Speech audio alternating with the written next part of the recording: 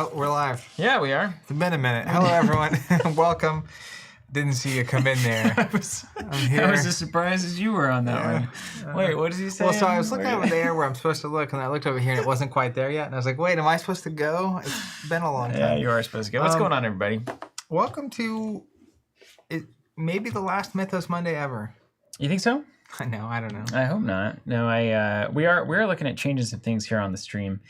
That's going to come in probably at the end of this year, though. Probably not till next year. Looking at doing some more, I don't know. But like, what's next Monday look like? Well, what is next Monday? I was just looking at this calendar, actually. It looks like something is notable. Oh, it's Netrunner. Ooh. Yeah, next Monday is Netrunner. I love Netrunner. That's interesting, isn't it? No, but for everybody who might be wondering. Netrunner on a Monday. We're playing some jazz. Megacorp Monday? The thing is, like, we did content up until a couple of years ago. It was all produced. It was all... Well, it started with Marvel Monday. It did. I mean, that was our first streams. That's not where it all started. That's where the streaming started. We did it with Evan. Remember at Gen Con? We streamed all weekend. Marvel Champions. And that was a stream, wasn't it? In retrospect, it looks so bad compared to now. Plus, I looked horrible. Yeah. Well... Not much to improve. But we did a ton of produced content, and we really have a desire to go back to doing more of those long form, more planned pieces of content. But we also don't want to jettison the beauty that is the community interaction and kind of the live energy of a live stream like we're doing now. So we're trying to find a nice way to combine those two, but I do feel like we're kind of walking out of the pandemic stream everyday mindset that we had for a while, and we have a lot of other things that we'd like to work on. I think a lot of people are walking out of that mindset.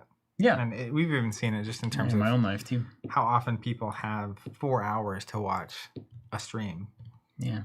Our long videos previously were 30, 45 minutes. And YouTube's not really built for... We would struggle to try to get under an hour. Remember that? Even that was always a struggle. Like the learn to play Netrunner and learn to play Star Wars Destiny. I just remember doing like the Destiny deck building guides and when we were really producing it. Yeah. Maybe, I don't know. It's foggy. Some light scripting. There was some light scripting of like, here's what you should say broadly. I definitely We've never scripted it really, but videos with like a whole step by step covered this topic, this topic, this topic. Yeah. Remember that Destiny video with the charts? Oh yeah, dude. Yeah, see that we get back into that kind of stuff. That's what I'm saying. Yeah. Yeah. Anyway, that's welcome. I don't know where that came from, but that's why we're rusty maybe, and that's why Zach said things might be changing here towards the end of the year. Because I said it might be the last Mythos Monday proper. Yeah. But is it? I don't know. Are we going to play Scarlet Keys? I don't know. Because I want to do that personally. Yeah, well, I hope it would work for the business, Like, I think... If we played Scarlet Keys, surely everybody would buy more Arkham products, right? Well, maybe we should put us playing that campaign directly tied to the number of expansion subscribers that we have for Arkham. Oh, there we go. PDP content. Yeah, man. It's like if we hit above this level, we will stream that campaign. Remember we had that old system we thought about where you could put a token in a bucket basically for what content you wanted to produce if you were a subscriber? Yeah. I mean, every charge on your subscription or every dollar spent on a subscription could get you a vote. Yeah, there you go. And the votes, because there's a... This is a long This is why we can't stream anymore, man. How is everyone doing? I was about to just go off the rails. It would blow your mind. This is the kind of content we can't cut. Yeah. Us working out business problems in real time. That's really what people are here for. Is that why you're here? Here's what we are here for. Why are you here? I still don't... We didn't realize that this stack of cards was so big. It is insanity. Have you guys seen this? Obviously, you realize this. So hold on. Just for... You know what, actually? Hold on. Can you even hold that? Just a second. I have a great idea. This is live content 101. Hold on. So you don't want to lose this. That's what I mean. You would never get this in a produced video unless it was contrived. Unless it was a bit, right? This is not a bit. This is just real life. But real life is a bit in a lot of ways. What in the world? True internet culture. For scale. Do you have a meme? I have a banana. Banana for scale. This is like half banana. You've seen that banana for scale. That's half a banana. It really doesn't make any sense because bananas are so variable in their size. Put that away. Anyways. So we got half a banana worth of Arkham cards here, or 3/4 of banana, depending on what part of the country you're in or where you get your bananas from. To be fair, right? So you have some investigators up top. Yeah. But like when we get to the blue cards, there's a couple copies of every card. 2 should be, yeah. Yeah. So it's half that stack, really. Yeah. Ultimately, I assume it's half. I'm gonna close that door. Everyone's is the goal? Carries like the wind. Meanwhile, on the phone. Of course, everyone talks on the phone. They just get really loud. You ever notice that? I do. It's like you got a speaker right next to your face. Why are you talking so loud, Jonathan? Apparently, it's a millennial thing, but I hate being on the phone. Yeah, me too. Strictly. Yeah. I think part of that might actually be that my voice is not built for the phone. What's it built for? Well, you know I have a ghost voice problem. Yeah. So if you're on the phone, You talk through the phone, really. like I don't think a lot of phone mics pick me up well. Yeah. Okay. So then I have to talk loud. And I hate talking loud. Yeah. It's like exhausting. I hate talking, honestly. Yeah. Me too. Why are we streaming? That's what I'm saying. It does I'm not line up. Here's what we're gonna do. We here. Can we take just a second? I got a public service announcement for everyone over at Asmodee Game Labs, Asmodee Game Center. What are they? Just Asmodee? Just Asmodee. Just Asmodee. Asmodee North America. Asmodee. All right, Asmodee North America, Asmodee General Proper. Here's the thing. Okay, I'll let you make your point. And then I'll make a counter. I'm not gonna. This isn't a slash and burn operation or anything. I'm not gonna ruin our wonderful relationships that we built over the years with fine people at FFG and at Asmodee. But what I will say is that whatever process was involved previously in getting card images of your expansions into the internet at large, so that deck builders and fans could and content creators could use them, see them, and share them, needs to be re-implemented ideally for me in some way. Why is that, Steven? As possible, because we have no access to the card images for the Scarlet keys. We had to go old school. Can't find them anywhere. Can't pop them on the screen if we don't have them. Now we could take a picture of every one of these cards. Not doing it. There's no way that's worth it time-wise. There was a time where we were scanning cards in. It was worth it because nothing else. There was nothing else to do. We had time, all the time, none of the money, so we could fun do tangent. anything we wanted. I think it's called a tangent. Is that when I go off topic? Yes, right. Tangent. Yeah. Also, fun cosine tangent. or sine. It's actually on topic. It's just not related to this. There was, as an example of how much time we used to waste. In 2006, 2007, I remember a set of spoils came out, and there were no card images online because it was the baby internet. Yeah. Right? And I was going to college, so I went to the print shop, and I scanned in all of the cards that I opened. A couple hundred? I don't remember. Different cards, I think? Yeah, different. Yeah, I've scanned in. It didn't open a play set, right? It didn't have necessarily every card in the set. So you scan them all in. And then I took those scans on my laptop to Panera, where you could buy a cup of coffee and drink coffee all day long. Okay? Wasn't it like the St. Louis bread store at that point or something? I don't think so. Remember they bought them out in Tulsa. It was like a St. Louis bread company, and they turned into Paneras. I don't remember interesting, that. Isn't it? Yeah. Anyways, so I went to the Panera at 71st and Lewis, down the street. And you buy one cup of coffee and you refill it all day long. Absolutely. What a great deal. I literally spent like 10 hours at Panera with these giant scans of these cards, cutting them. And not like cutting them, but then you have to create the product on the website one by one and upload it. That was before you could do like spreadsheet imports and all that business. Yep. And that's just the kind of thing that used to have to happen. Yeah. But it was 2022. We shouldn't have to do that anymore. Well, we got spoiled because creator or publishers started just putting their card images up, which was really nice. Now, here's my counterpoint. And I think everything on ArkhamDB is just from the preview articles. So there's some amount of cards, but not a lot of them. So like I'm here, I've got Carson Sinclair, I've got As You Wish, and I've got the Treachery there, but Vincent Lee is blank. Vincent Lee's back is blank. Bonesaw is blank. On the Mend is blank. Wounded Bystander is blank. Ready. Kymani Jones is blank. So there's no... So we can't unbox them in the standard way. So it would just be really helpful if anybody is out there listening. If those could get out, we could do these kinds of videos in a much easier way. Have we asked anybody? Yes. and they just didn't send us the cards. Well, yeah, I think there's some stream crossing. I'm not sure if there's a team for Marvel Champions that we're able to work with to get Marvel Champions images, or there's a team for cards at large. A cards team. Or maybe there's not an Arkham team or something like that. I don't know how it's structured or how it works, but it was working previously. You know, you could scan a little QR code. Can't do that on Arkham anymore either. Do the QR codes exist? Yeah. So everything up to Scarlet Keys, you could scan the box and see the cards. Well, I'm saying, does the box have a QR code on it that just doesn't work? Yes.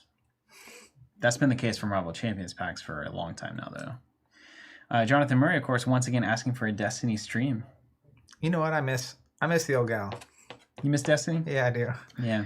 I saw a... Awesome. I'm going to do that in the holidays. Do that Clash format. I saw a tweet the other day. Someone was tweeting about getting into Destiny. And I was like, oh, yeah. Like, that was like a 3-year phase of my life where it was the only... I dreamed in Destiny. That was a whole vibe for us. Like those icons and the dice and stuff. Mm-hmm. Destiny was big. That was a big moment for us for a lot of reasons. And that was the first time we really... You remember it was just like this weird vitriolic moment with us and Saga sets and stuff. I'll never forget that. That was interesting PR situation. Well, for everyone that wasn't along for that ride, people were presumably very upset at us because we had supply and other people didn't. Because when we went to order Destiny, no one else was ordering it, and everyone thought the game was going to immediately die. So we ordered it. We thought the game was great, and we ordered a lot of it. And then we had it, and other people didn't. And then they were like, they took all the supply. They took all the supply. Yeah. They're killing our store, etc. And it's like, you started ordering. Anyways. But, you know. I digress. You got to explain things in different ways. But speaking of 2016, which is when Destiny came out, and Arkham. Was that 2016? 2016, same year. Wow. Life-changing year. That was also the year that we hosted Ashes Weekend. It was a big year. 1.0. Recovery year. Yeah, that was post the trench of 2015. Yeah. But back then, at Gen Con, what we would do, unlike Marvel Mondays where we streamed the whole weekend, is we would film unboxings of stuff. And we would show cards on the screen, very much like we're going to do here today. This? Zach, hit me. I segued right into it. So technically this isn't going to work, but we'll give an example. As You Wish is the card. I'm used to pronouncing it very specifically because that's how we get the pop to show up. You want a card pop? There's your card pop. Yeah, this is a 2016 Covenant card pop. That's right. Boom. As we and our audience ages, we decided we need to make cards bigger on the screen. That's right. If I can't see this from space, it is not big enough. Pretty soon we'll just zoom in right on the text box. It'll be the whole screen. It's like my mom's phone. You can see her texting. It's got 3 words on the screen. Yeah.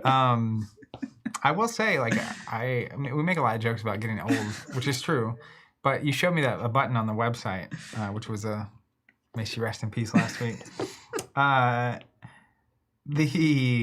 What button? Button with the green. The text was on it. And I was like, I'm struggling to read the black on that green. Oh, yeah, you did. Yeah, It's like, I never had that problem a long time ago. I also noticed on, like, some fab cards, someone was saying it's really hard to see the resource cost. And, like, I was, like, looking, I was like, it is hard. Like, Wow. Anyways. Well, the more you know. Put the rainbow behind you. Yeah, so we're going to unbox Arkham the old-fashioned way. I don't know if we can get through all these cards today. I'm a more realistic person than I used to be, and again, that comes with some age as well. Yeah, and I also just don't know if I have the energy to get through this stuff. Yeah, you know what I mean? Used to be, man, I don't know. It's true, though. Like, there was a time, I remember that even streaming Champions on that Gen Con weekend all weekend, it's like, yeah, let's go. Yeah. I fundamentally just can't even imagine choosing that anymore. Well, you know what? So there's only a few, I guess, people in this space that you're able to watch age effectively over time. Aging effectively, I don't know. Effectively watch them aging, yes. Just in the terms that you have enough reference points to actually appreciate it. It's us for now, 15 years. Mm-hmm. Crazy. Going on 16. Look at those early videos. You see some kids. Can almost drive. It's nuts. You got Tom Vassell. You can watch Tom. Yeah, he's been around. He hasn't really aged much in my head. Have you watched early Tom Vassell videos in a while? It's Was stark. he younger? Even just the quality and the presence on screen is very evolved. Yeah. Okay, cool. Same with Rodney. Rodney is never going to age. He looks the exact same age for sure. He's going to be like, who's the guy that always hosts the New Year's Eve? Dan something or... Costello? No, there's somebody who never ages, and he's involved in New Year's Eve. He may have died. Dick Clark? Was it Dick?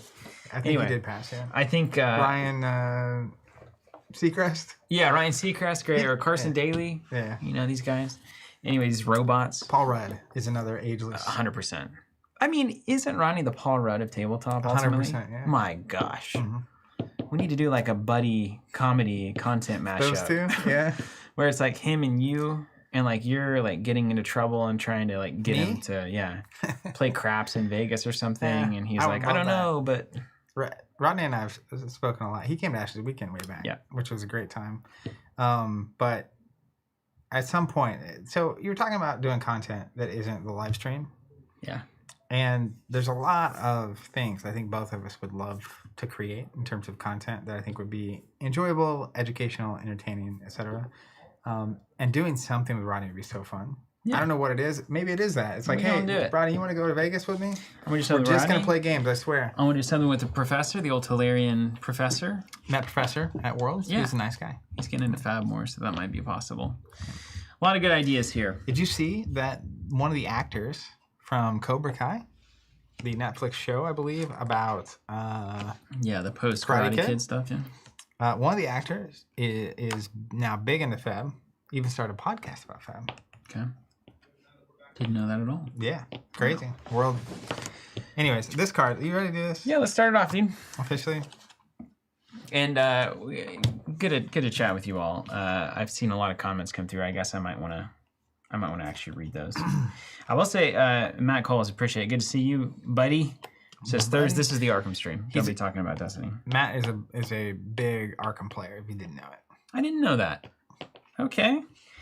Hilgen Dwarf says, I'm super stoked for this cycle, but building a full team of 4 from this set is baffling me a bit. Each new investigator feels like they have a game within the game that they're dealing with, so that's pretty cool. Gonna be checking that out. J.K. Lawlings, we're all getting old together. That's very nice. Thomas Briggs, I'm definitely aging ineffectively. Yeah, I feel that, man. Chris Hodevec, I love, good to see you, Chris. I saw you on Friday, even just out the front window of our store there. I would still choose that. However, TC has so many games that I have to pay attention to, whereas I only pay attention to Arkham and Marvel, so I'm always excited for it. That is a good point. It's true. I appreciate your perspective on that, Chris. You're a very reasonable person. Sebastian Schaefer, are you still planning on playing board games for the store on stream? Yes, we still are, and that actually gets into a little bit of a change in the approach to content that we want to do, because there's a lot we want to do with board games that is disproportionately difficult to do live. Mm-hmm. But not all of it. I'm just saying, like, we can play a game live, but we can also take that footage and do more with it later. Totally. So, like, you might have, as an example, what's fun? Outside of agreeing that, hey, we need to change what we're doing, I'm really hands off so far. I have no idea. That's why I keep actually saying comments like, are we? Like, I don't know. But maybe, perhaps, as an example, we could play a board game 4, 5, 6 hours on stream one day. Yeah. Really have a good time, lean back, enjoy it. Get that charcuterie board. Is it even playing board games without it? I don't even, at this point, it's not. Yeah, age. Charcuterie on our what's that putt game? Crokinole. We just put charcuterie on the crokinole board. People would be. Anyways. Put a cloth down or something. Yeah, definitely. Here's the customary crokinole cloth. But then that could be edited into, I don't know, a 30-minute, 60-minute, highly produced highlights. Here's how you play and here's what it feels like, and like you get the gist, but you don't have to watch every minute of what's happening. Yeah. Because clearly, if you're here for the Investigator unboxing, you're already disappointed. But we could cut all of this garbage out. I mean, are you disappointed then? And then it depends the kind of person you are. That's what. So I will say, ever since I started asking people questions, like at Worlds, a lot of people are coming up and saying like, in the content you say like this. There's a strange amount of people that the first 30 minutes of craziness is why they're here. Yeah, no, I agree. But we don't want to lose that. But that could be its own show and or podcast. Yeah, we don't want to lose that. You can still stick around. What's the Coast to Coast episode 3? Finally getting back. I got to shout out MJ in the chat. MJ Newman, the one and only. Hey, TC, hope you enjoyed the new cards. Heart. Doesn't come through like a heart very well on my chat app. It's a very hard-lined 3. That MJ is moving on from Arkham? I have heard rumors of that, but I dare not say more in case they're just rumors. But the floor is open if MJ would like to say anything about that. That's a very nice comment from J.K. Lawlings. Excited to see how the content evolves. You're my favorite creators, personalities in this space. That's incredible. I actually see J.K. Lawlings leave comments on other content creators that I stumble through. I love sometimes. that name. Also, J.K. Lawlings recently joined our texting community. Will that pop up automatically? No, I don't think we're on the robot at all. No, I think we're just riding Easy solo. answer. Just go to our Twitter account. Right there is the number if you want to text us. But J.K. Lawlings taking a break from social media, which I think is healthy, and realized they could connect with us through the texting app and Instagram updates, which is exactly what that's built for. So if you're not a social media person, text us. Yeah, please. And if you are a social media person, consider not being one. That's Steven's personal comment of the day. Look, Zach dude, would never agree with that, but his favorite man, Elon Musk, of course, is running Twitter, so now he's very pleased. That's sarcasm. Just so we're all clear. I will say, for people that don't like being on the phone and are introverted, social media is a nice way to interact and connect with people that is less exhausting than seeing them face to face. Well, it is a nice way to emulate those things, yes, to some degree. I still have plenty of face-to-face connections, but these kind of things, the ones I do have, exhaust me. This one included. I can't do that with everyone on Twitter as much as I'd love to. They are exhausting. It is exhausting. MJ Newman saying officially the Scarlet Keys is indeed my final expansion for Arkham, the living card game. But it is not the final expansion for Arkham, I assume. Well, being passed off to who? I'm going to guess Warren's still heavy on it. Is Warren on it? He's been on Arkham for a minute. Woo, man. I think. These next Investigator cards are just going to be spreadsheets. Isn't that what they are anyway? Didn't we eventually get It's going to be cards that gain 1 credit, 2 credit, 3 credits, 4 credits, and 5 credits in various ways based on the efficiency calculation. I mean, game design, dude. You quickly realize it's all the same. It's just a fancy way to play a slot machine, basically. Like that's the fancy puzzles. Well, a slot machine is a fancy way to make a game out of losing money, but lots of bells and whistles. You know, I've been to a casino every now and again. I went to Reno, was really the first time with Gamma, of course. Like, I guess when in Rome, kind of thing.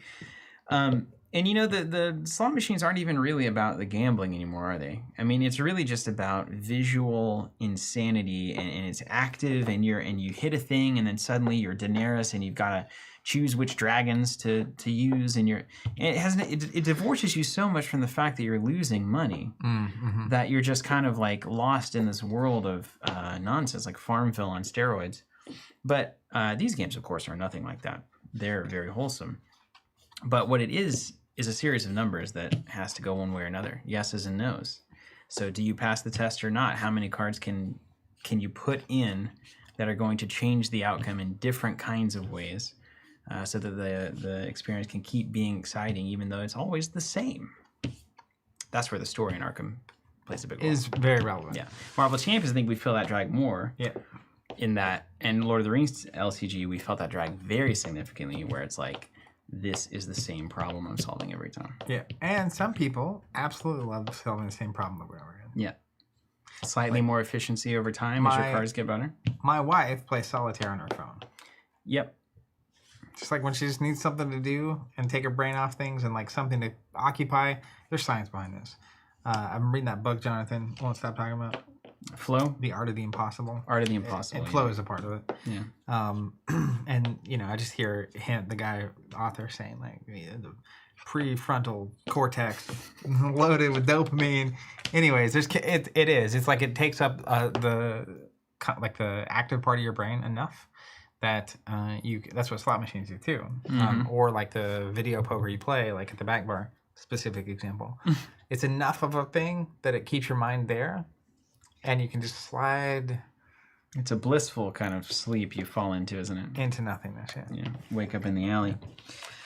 Let's get Investigator number 1, shall we? Can you put it in the... Only take us 30 minutes. We only have one... Oh, sorry, I'll just do this. We only have one...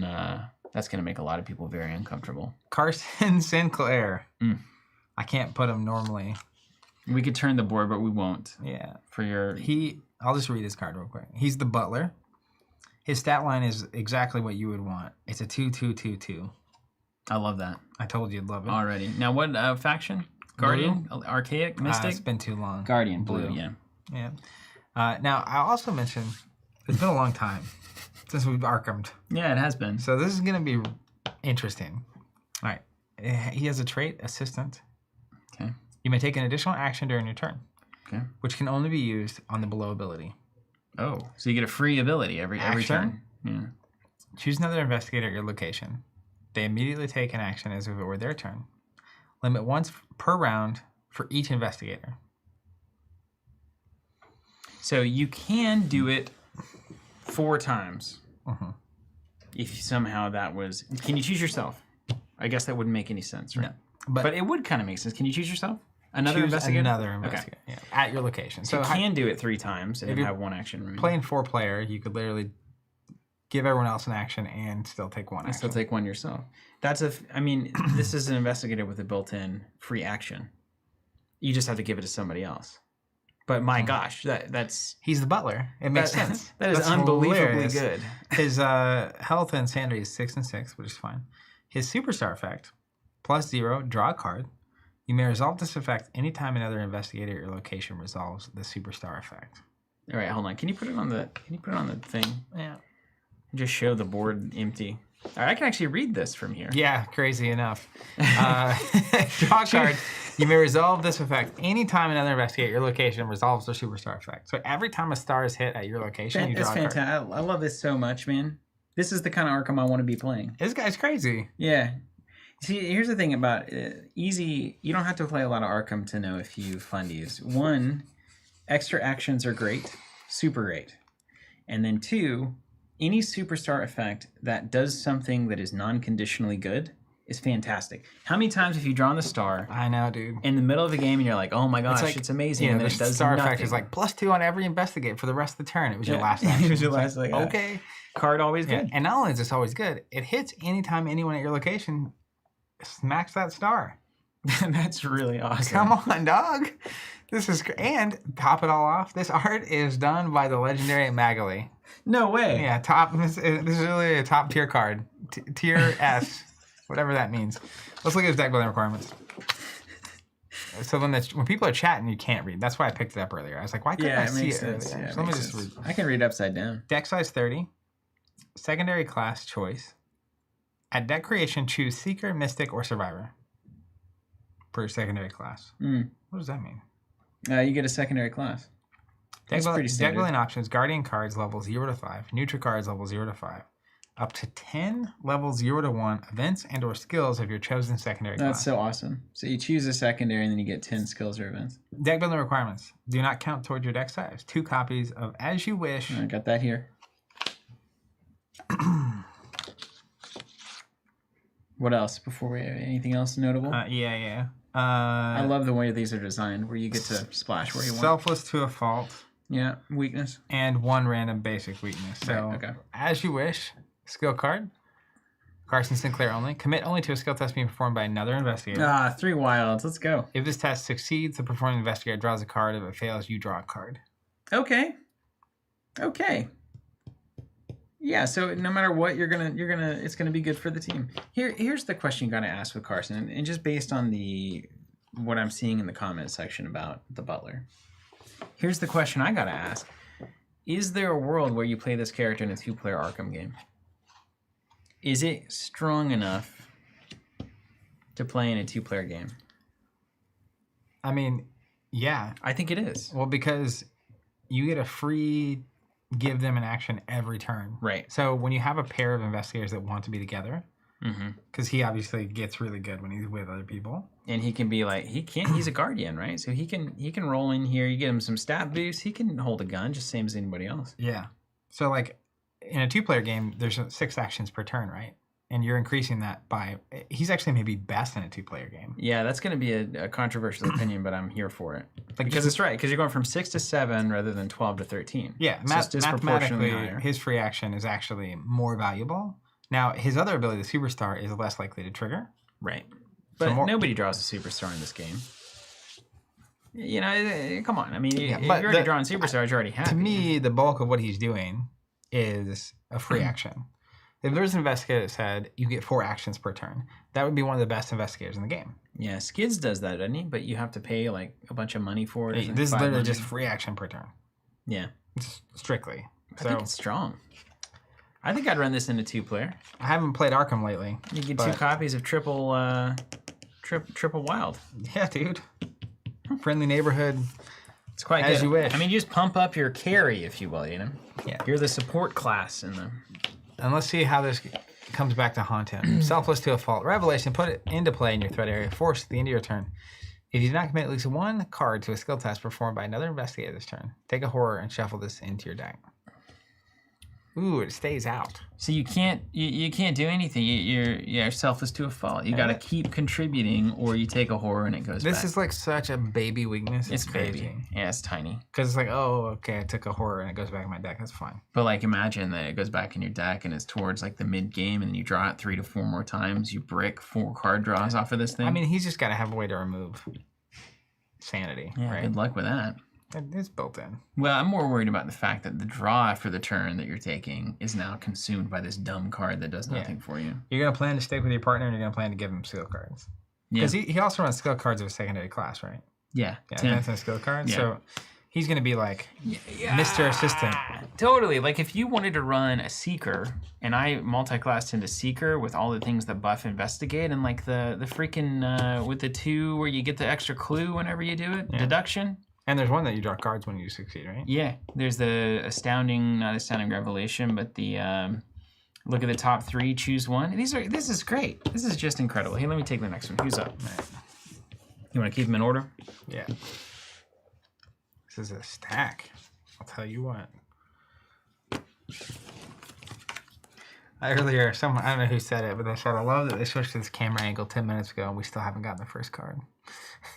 I hope you do actually love that, because I feel like that's the way this one's going. Okay, so check this out. Oh, go ahead. Vincent Lee, the Doctor, 3 brain, 4 book, 3 fight, 1 foot there. So you imagine what that means. You're not going to be evading much. You're plowing right through it. No, he's going to be cute. Look, he's got a, what do you call that? Hacksaw? There it is. Hacksaw Jim Duggan? Vincent Duggan. And again, it's his Arkham, so if healing cards are going to be of any value, you have to have an investigator that makes them good. Because otherwise, as MJ has said many times, healing cards are complete garbage. Said it many times. On the record, constantly. Yeah. Really? No, I don't think so. Okay. But we all know that that's true, and I think everybody understands that. After one of your card effects heals damage from an investigator or an investigator's ally, add one of your set-aside on-the-mend skills to that investigator's hand. So you get to on-the-mend them, you get a card to give them. So that's going to be interesting. Can we go ahead and look at on-the-mend? We'll look at it in just a second. Superstar effect +1, you may heal 1 damage from an investigator ally asset at your location. That is you included, so that's probably always going to be worth something. Another good universal superstar. So it's worth just pointing out, his total stat line up here is 11. Yeah. Compared to Carson's 8. Yeah. His health combined is 15 compared to Carson's 12. How did Zorin let that get through? That is some beef. Yeah. Although I think this is more standard. I think usually you have a 4-3-2-1, I think. Yeah. Because they know that action is really strong. Maybe the best action in the game, man. Okay. So then we're going to flip it over. Let's see what we got on the back and the deck building requirements there. Should we get into the flavor here too? Deck size is 30. You get Seeker cards 0 to 3, so that's interesting for a Seeker. You don't go all the way to 5. Neutral cards 0 to 5. Cards that heal damage 0 to 5. And 15 other Guardian and or Survivor cards 0 to 1. I mean, you could build this thing any way you want. So basically all the healing cards. Yeah. And then you can also get a little clever. You can also take Bonesaw as the signature card. Bonesaw is ready. Must take, right? And then... Requirement? Yes. Do you? I think you have to you play. do. Yeah. You do. Bonesaw, 1 copy per player of On the Mend. So a 2-person game, you take 2 On the Mends. You have Wounded Bystander, I assume is a signature weakness, and then 1 random basic weakness. Okay, so let's look at On the Mend, because you were curious about that. Let's start there. Limit 1 in your hand. Commit only to a test you're performing. When it would be discarded, set it aside out of play instead. So if after I heal you, After I heal damage from an investigator or an investigator's ally, I add one of these to your hand. You can only have one in there, and then you get a free +2 to a test, and then it comes back to me, basically. Nice. Set aside. Yep. Super solid. Okay. What about Vincent and the Butler running around? They'd be helping each other out constantly. Vincent and the Butler, the sequel. It's like Benny and the Jets. Okay, let's look at the Bone Saw, which we're really excited about. Nothing says Arkham like a bone saw. I know, man. You can heal and you can fight with it, which I love the theme. Heal with it and fight with it. Vincent Lee, it's got some icons on it that are pretty much the ones you care about. Yeah. You get +2 fight during a fight action. If it's successful, take a damage to deal a damage. That's actually, for a 3, get +2 on it. What's Vincent starting at? Well, and he's a healer, you see. Oh, I get it. And then he heals himself afterwards. So. And read the other half of this. So he gets 5 for the attack, 5 + 1 for 3. That's not terrible. Heal 5 damage from an investigator at your location. Test 4 book. If you fail, they suffer a physical trauma once per game. Okay, so I like that. He can damage himself up to do extra damage, and then he can take a test to heal himself. I'm a huge fan of everything there. Yeah. Yeah, it's good math. If he uses that ability as an action on another investigator at his location, and he succeeds in healing them, then he also gives them that on the mend card. Or himself. This could turn the game over. But you can only do that once per game. Yeah, once per game. Interesting. The great design, though. Yeah, I dig it. And I like that hacksaw's got that little finger hole. Is that for added stability, you think? I'm not familiar with bone saws. You know... Old-timey bone saws probably had that. I actually studied bone saws for a while. Did you really? No, yeah, it was at your... 0%. Blood makes me queasy. Yeah, me too. You know what? That's not true. My own blood makes me queasy. Yeah. I'll tell you that. Everyone else's blood you revel in. That's right. So I can be a room blade, I guess. Do you want to look at Wounded Bystander, the weakness here? Oh, yeah, we do. So weakness comes in, the ally, that's not good. You got an ally suddenly there. It doesn't have the little ally icon, however, so it doesn't like immediately replace an ally that you already have out. Put it into play in your play area with 3 damage on it. It cannot leave play while it has damage, unless it is defeated. If it has no damage, discard it. Oh, so you want to like heal it. When you take non-direct damage, at least one of it must be assigned to Wounded Bystander. If it's defeated, suffer a mental trauma. So you get this sack of bones that suddenly you've got to heal 3 damage from in order to not take trauma. Man, as a doctor, you took an oath. This is excellent design. This is great. This is where the number machine loses all sense of numbers. It's perfect. The theme machine? Yeah, it's great. Wounded Bystander, and then the previous one having where you got to keep helping because you're a butler, and then you got to keep healing because you're a doctor. Come on now. This is why we're here. Good stuff. All right, next up. Who's next? Okay, I think it's Kymani Jones, the security consultant. Of course. It is a 3-2-2-5. It's a rogue there. 8 health, 6 sanity. Fast action. Is that what it, what's it's called? Fast action? Reaction? Yeah, fast action. Engage an exhausted enemy at your location. Exhausted is 1 health left? No, that's the old. What is exhausted? That's man. That's the Marvel Champions. No, that's the other one. That's the old one. Lord of the Rings TCG. Oh my god, my brain is spaghetti out there right now. Exhausted means they're tapped. So like you evaded them. Or, the classic meaning of exhausted. Okay. Yeah. When you attempt to evade an exhausted non-elite enemy, add your book skill to the attempt. If you succeed by at least X, discard the enemy. X is that enemy's remaining health. This is the first time we're really playing with this mechanic, I think. So normally, you evade an enemy to exhaust it. Okay? It's usually, and then you move on, because that's the other thing.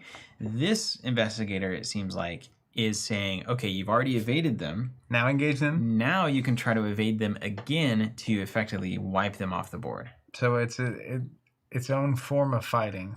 It's the rogue way of fighting. It is. For the first time, we're really, cheap shot and these kinds of cards that play off of that. But this is a direct, I can wipe things off the board when they're exhausted. Interesting.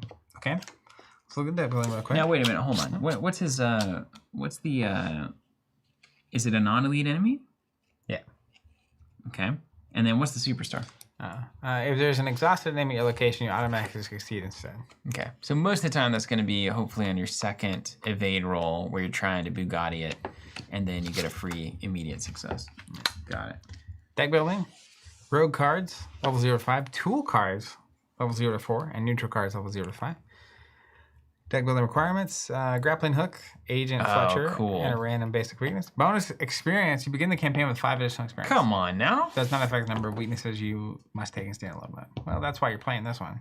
That's super cool. You're just like cooler. I wonder if they're going to do this with rogues more, that you just like kind of have more experience. Let's take a look at this grappling hook, though. Oh, come on. Kymani Jones deck only. Actions performed using grappling hook do not provoke attacks for opportunity. That's great.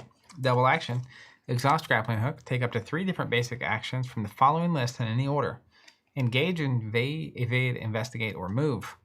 If you investigate, use your foot stat instead of your book stat. Oh, man. I love and hate this. Well, your foot stat's a 5 here. I love and hate it. I love it because it's beautiful, and I hate it because there are going to be games where I don't find it. The hook. And I can't build my whole life around a one of in my deck. Dude, easy answer. Except that I do that all the time. Camera's shaking. Oh, sorry. Yeah, your whole life is that. Yeah. What do you mean? This is a Steven Trap card if I've ever seen it. I know, and I'm going to build right around that thing. Yeah, 100%.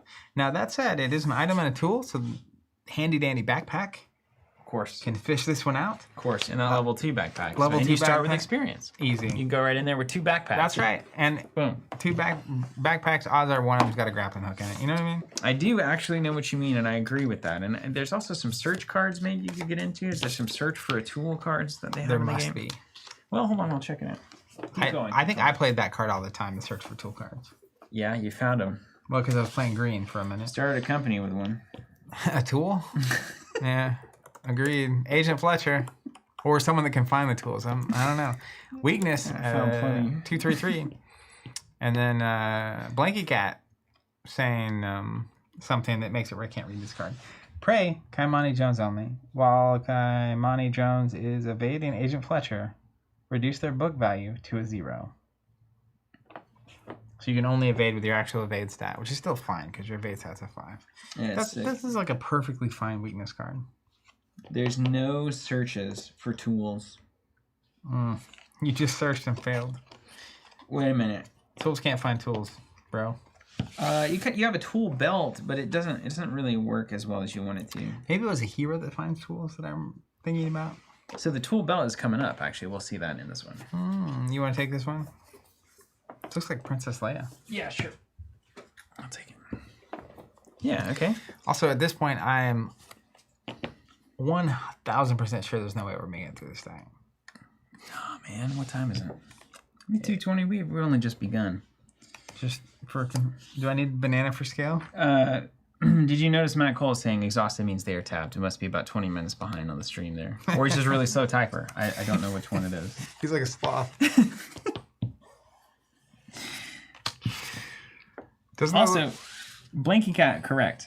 No one member of each class will start or it should be no comma, I believe. One member of each class will start with 5 bonus experience. Father Mateo and Prella Roland has gotten it, so maybe one of each of the classes will have that ability. Does that look a little bit like Princess Leia? Absolutely. It's a sadder Leia. Definitely looks like somebody who could breathe in space using the Force and destroy the Mythos.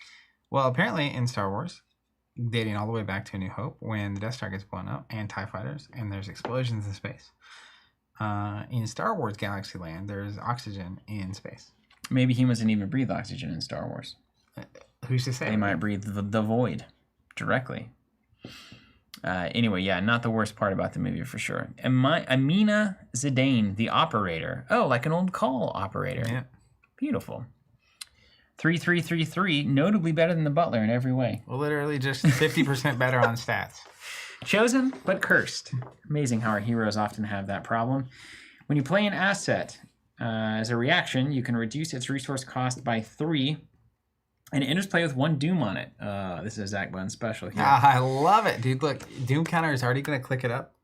Yeah, because Doom, it doesn't trigger. No, it doesn't. Yeah, so you're 1 Doom away from advancing anyway, and you get a -3 discount every time. Yeah, it's awesome. I mean, I don't know what it is. Like, even the chosen curse keywords in purple here, like, You like to push your luck. I'm just into it. Yeah, you like the idea of like I can take a really bad downside and manage it well enough to turn it into an upside. Yeah. Yeah. I don't know what that says Story about me of our psychologically, but that's true. Superstar effect +2. We have no experience and no resources. Let's do it. You may move all doom from a card at your location to another card at your location. So I can move. Oh, dude, honestly, I mean, this could be Bugatti once. You're gonna run. You move it to an enemy, you blow the enemy out. Yeah, exactly. But you're gonna run cards that probably also have doom, like that Investigator, make a doom. You remember that guy? You search for a spell, and then it puts a doom on, and then you try to kill it before it matters. You just kind of stack up doom. Yeah, it's this kind of stuff. But the odds of hitting the star, 100%. You could run that card that guarantees the star reveal in Arcane, I think. The old Father Mateo style card. It's like 5 experience, though, so watch out. I like it. So -3 resources for a doom. Acceptable. Hilgrim Dwarf. I'm so excited about this character. Wait till you see the rest of Doom cards in this Mystic Suite in this cycle. Deck size is 30, of course. Deck building options are Mystic cards 0 to 5, Neutral 0 to 5, and Charms 0 to 4. I love this. MJ, love it. You get Word of Woe, you get Word of Wheel, you get Deafening Silence, you get a random basic weakness. A refugee from French-occupied Algeria, Amina arrived in Arkham with nothing more than what she could carry. 6 years later, Amina's sharp mind and technical skills placed her at the switchboard for the Miskatonic Valley Telephone Company. Soon after, she began to catch snippets of something strange while at work. Distorted words in an unrecognizable language. Have you seen that, what is it called? It's this, but it's like an alien picture. It's like an alien movie, but I showed it to Robert and Jonathan the other day. Oh, it's so good. Somebody out there will know what I'm talking about. There's this? It's this. It's the story of there's a teenage girl and she's a call operator. And there's a basketball game going on. It's a big deal in town. And she's running the call station. And then suddenly there's weird noise that starts showing up on the call. I haven't seen this. And she's trying to connect it through. And then she gets wrapped up in this kind of whole thing. Oh, it's so good, man. Hold on. In fact, it's so good, I am going to find it. Can you continue with the... Oh, sure. All right. The unboxing there. So Charms, you get Charms. It's nice. Charms, etc. But this movie, though. Let's check out Word of Woe. Amina Zidane deck only. Fast. Play only during your turn. Place a doom on an asset you control to resolve an action ability on it, ignoring all costs, including its action cost. Then, if Word of Wheel is in your discard pile, you may shuffle it into your deck. You see that? Nope. Add a doom to an asset, resolve an action on it for free. Why would you do this? This is, again, it's just going to drive people like me insane. It's called In the Vast Night, by the way. The Vast of Night movie. Yeah, I think it's called Lucas says the Vast of Night movie. In the Vast Night or the Vast of Night, watch it. Is it scary? No, not really. It's kind of eerie, but it's not overtly scary. It won't leave you scared to go to sleep or anything, I don't think. Yeah. It's like 3 incredible scenes. That's basically the whole movie, which I love movies like that. Yeah, it's just like... All right, let me catch up here. Fast. Play on your turn, put a doom on an asset, resolve an action for free, ignoring the cost, including the action cost. Then if Word of Wheel is in your discard pile, you may shuffle it into your deck. Oh, let's look at Word of Wheel. Same art. Fast, when you perform a skill test on an asset with 1 or more doom on it. Add your brain to your skill value for the test. Then if Word of Woe is in your discard pile. So they shuffle each other back in. Yeah, yeah. Just keeps on shuffling. And remember, your brain stat is a 3. So +3. But you got to put doom on stuff. They're just begging you. They're just begging you to push your luck. Well, with an asset with 1 number doom. So if you play the other one first, you put a doom on it to do a thing for free. Uh-huh. And then you can get +3 on it later. And then the final piece here is the weakness, Deafening Silence. Revelation. Move a doom from an asset you control to the current agenda. This may cause the current agenda to advance. If no doom is moved in this way, shuffle Deafening Silence back into your deck. Okay, that's... Also, look at the flavor text on that. That's where you get wrecked. I love that. By the way. Just some alien music notes. It's basically that card. The card we hate. The card we all hate. Ancient Evils. Yeah, Ancient Evils. It's Ancient Evils right there. The worst thing in Arkham. Huh. It's not really the worst thing. That's close. These investigators are great. Let it be known. Next up, Daryl Simmons, the photographer. Oh, we've seen this already, haven't we? You begin the game with Daryl's Kodak in play. I've seen this already. Fast action. During a skill test at your location, spend an evidence from an asset you control. Reduce the difficulty of this test by 2. Superstar effect. Place an evidence on an asset you control. Evidence? Is that a clue? That's not a clue. No, but there are certain cards in the game that take evidence naturally. Like the Hawkeye folding camera. There it is. So like you can use that ability to place something good on the Hawkeye, which makes his a camera. Mm-hmm. He's a photographer. You making that connection? Yeah. It does check. It does check out. All right, so 2-5-2-3. That is a beautiful Survivor Seeker mashup, and this is awesome. That's just fundamentally good. Let's look at his deck builder. Anytime you have a 5 investigate stat, you don't need anything else to play that character. A 5 on any stat is telling you exactly where you need to be. But particularly investigate. I mean, that's how you win the game. Survivor cards, level 0 to 5. Secret cards, I can't see when you do that. Oh, I see. I know it's crazy. This is a crazy system. Yeah. Secret cards level 0 to 2. Neutral cards level 0 to 5. Deck building requirements: Daryl's Kodak, Ruined Film, and 1 random basic weakness. Let's take a look at Daryl's Kodak. He starts with a camera. Daryl Simmons deck only. Reaction after an enemy or treachery enters play. Exhaust Daryl's Kodak. Place a resource from a token pool on that enemy or treachery as evidence. Cool. Reaction after you discover a number of clues. Move that many evidence on enemies and treacheries on the location to Daryl's Kodak. That's cool. That's so cool. And does this asset take up any slots? It doesn't. So you're really just here to take pictures and collect evidence. He is the photographer. After an enemy or treachery enters play, he is the photographer. Photographer. Photographer, you know? Photographer. We're all different, aren't we? Tomato. Exhaust, put a counter on, discover a clue, get evidence. Ruined Film. Ooh, this is featuring Star Wars Episode 9. Got some spam. Revelation. Remove 4 evidence. I got it. I guess, can you... yeah, I'm going to change it. I'm going to change it. You remove 4 evidence from cards you control. For each evidence you cannot remove in this way, take a horror. Oh, that's a weakness. It just shows up. So if you have 0 evidence, you draw this on the end of turn 1. You just take a horror. You take 4 horror. 4 horror? That can't be right. You take a horror for each piece of evidence you don't have, up to 4. Oof. All right, hold on. Subscribers. 10 minutes. You got to subscribe for 10 minutes before you can spam us. If you're out there and you work at YouTube or know someone that does work at YouTube, please let them know. Live streams, it would be nice to have that, be able to leave that feature on. Maybe Elon will buy them too. This is bad. Implement all the great. This is bad. It's almost as bad as episode 9. Remove 4 evidence from cards you control. For each evidence you cannot remove this way, take a horror. So if it's early, it's bad. Yeah, definitely. Unless you have cards in the game that start with like 3 evidence on them, which you might want to play on the first turn or something. Which you would want to play quickly. But then you lose all the evidence, and then that's bad too. You know? Yeah, you play like the camera, and it's just gone. Yeah. So better get to work. Okay, but at least you have a way to always get evidence back, so that's good for that character. I think this is the final investigator. Charlie Kane, the politician, neutral. See, this guy's kind of your speed too. 1-1-1-1. You have 3 additional allies. What class is he? He's neutral. You have a civic and a socialite. I like that, Matt Stacy. Thank you. I'm a subscriber. I don't have anything to say right now, but I'm glad to have the option. Thank you. I noticed nobody else is talking, so thanks, Matt. Got real quiet out there. For ringing the bell. Fast action. During a skill test you are performing, exhaust an ally asset you control. Okay, I'm performing a skill test. I exhaust an ally. For this test, you get +1 plus an additional +1 for each skill icon that ally asset has that matches this test. So you put together the super team. Superstar is +3, ready an ally asset at your location. Wow. Super good. Now, what can we build from? And he can have 6 allies. At deck creation, choose 2 classes. I'm going to have to read this. Yeah. Natural. You get ally cards level 0 to 5 from all classes. So you can take all allies. You get neutrals 0 to 5, and then you get chosen class cards 0 to 2. You can build this guy a lot of different ways. He can play any ally. Yeah. Any ally in the game. Wow.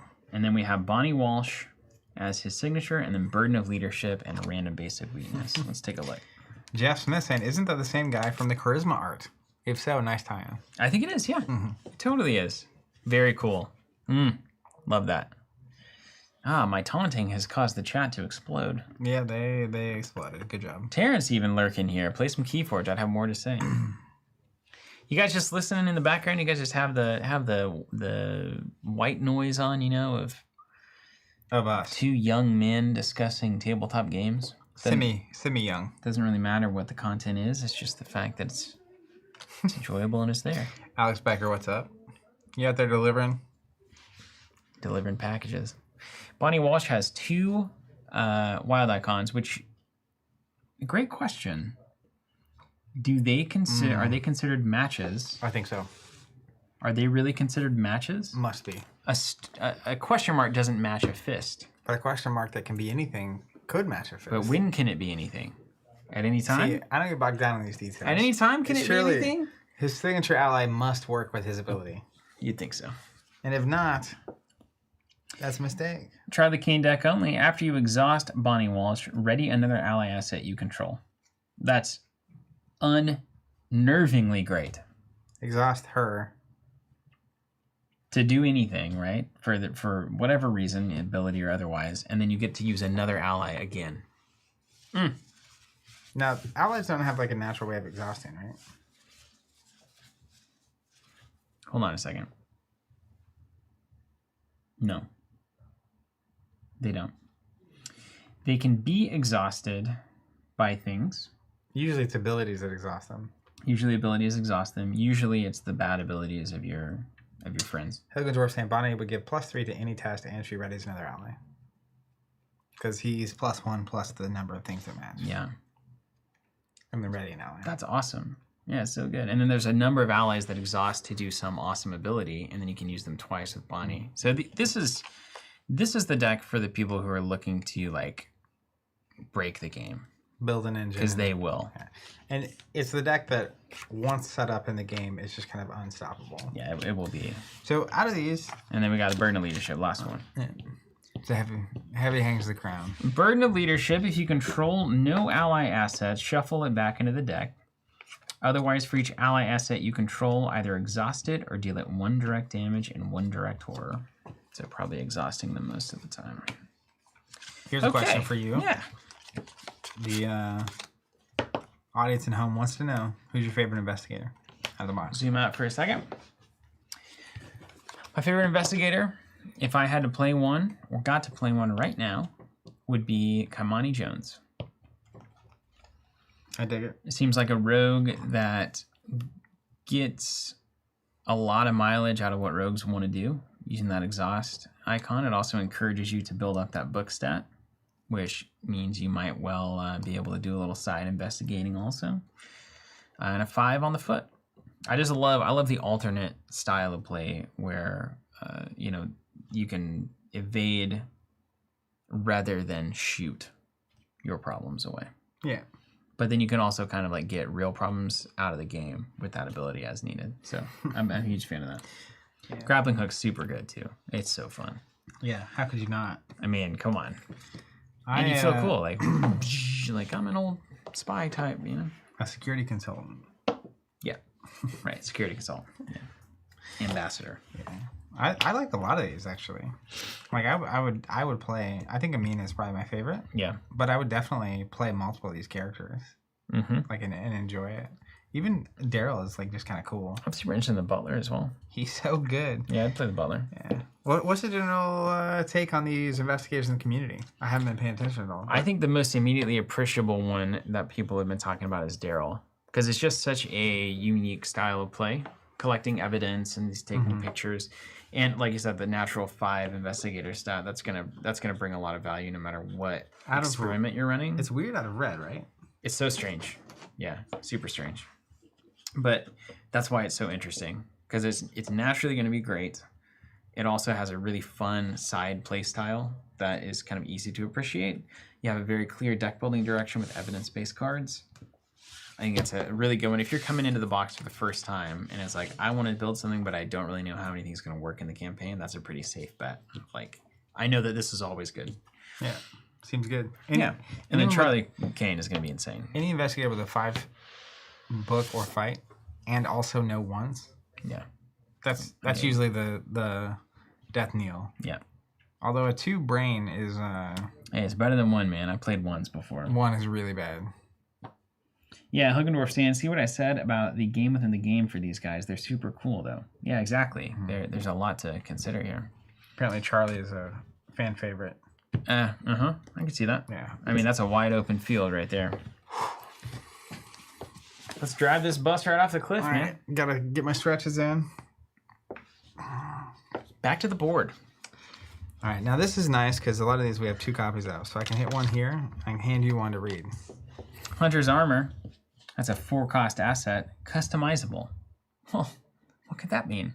I actually do know what that means. I do too, and it's uncomfortable. Does it actually have a card that goes with it? Let's find it.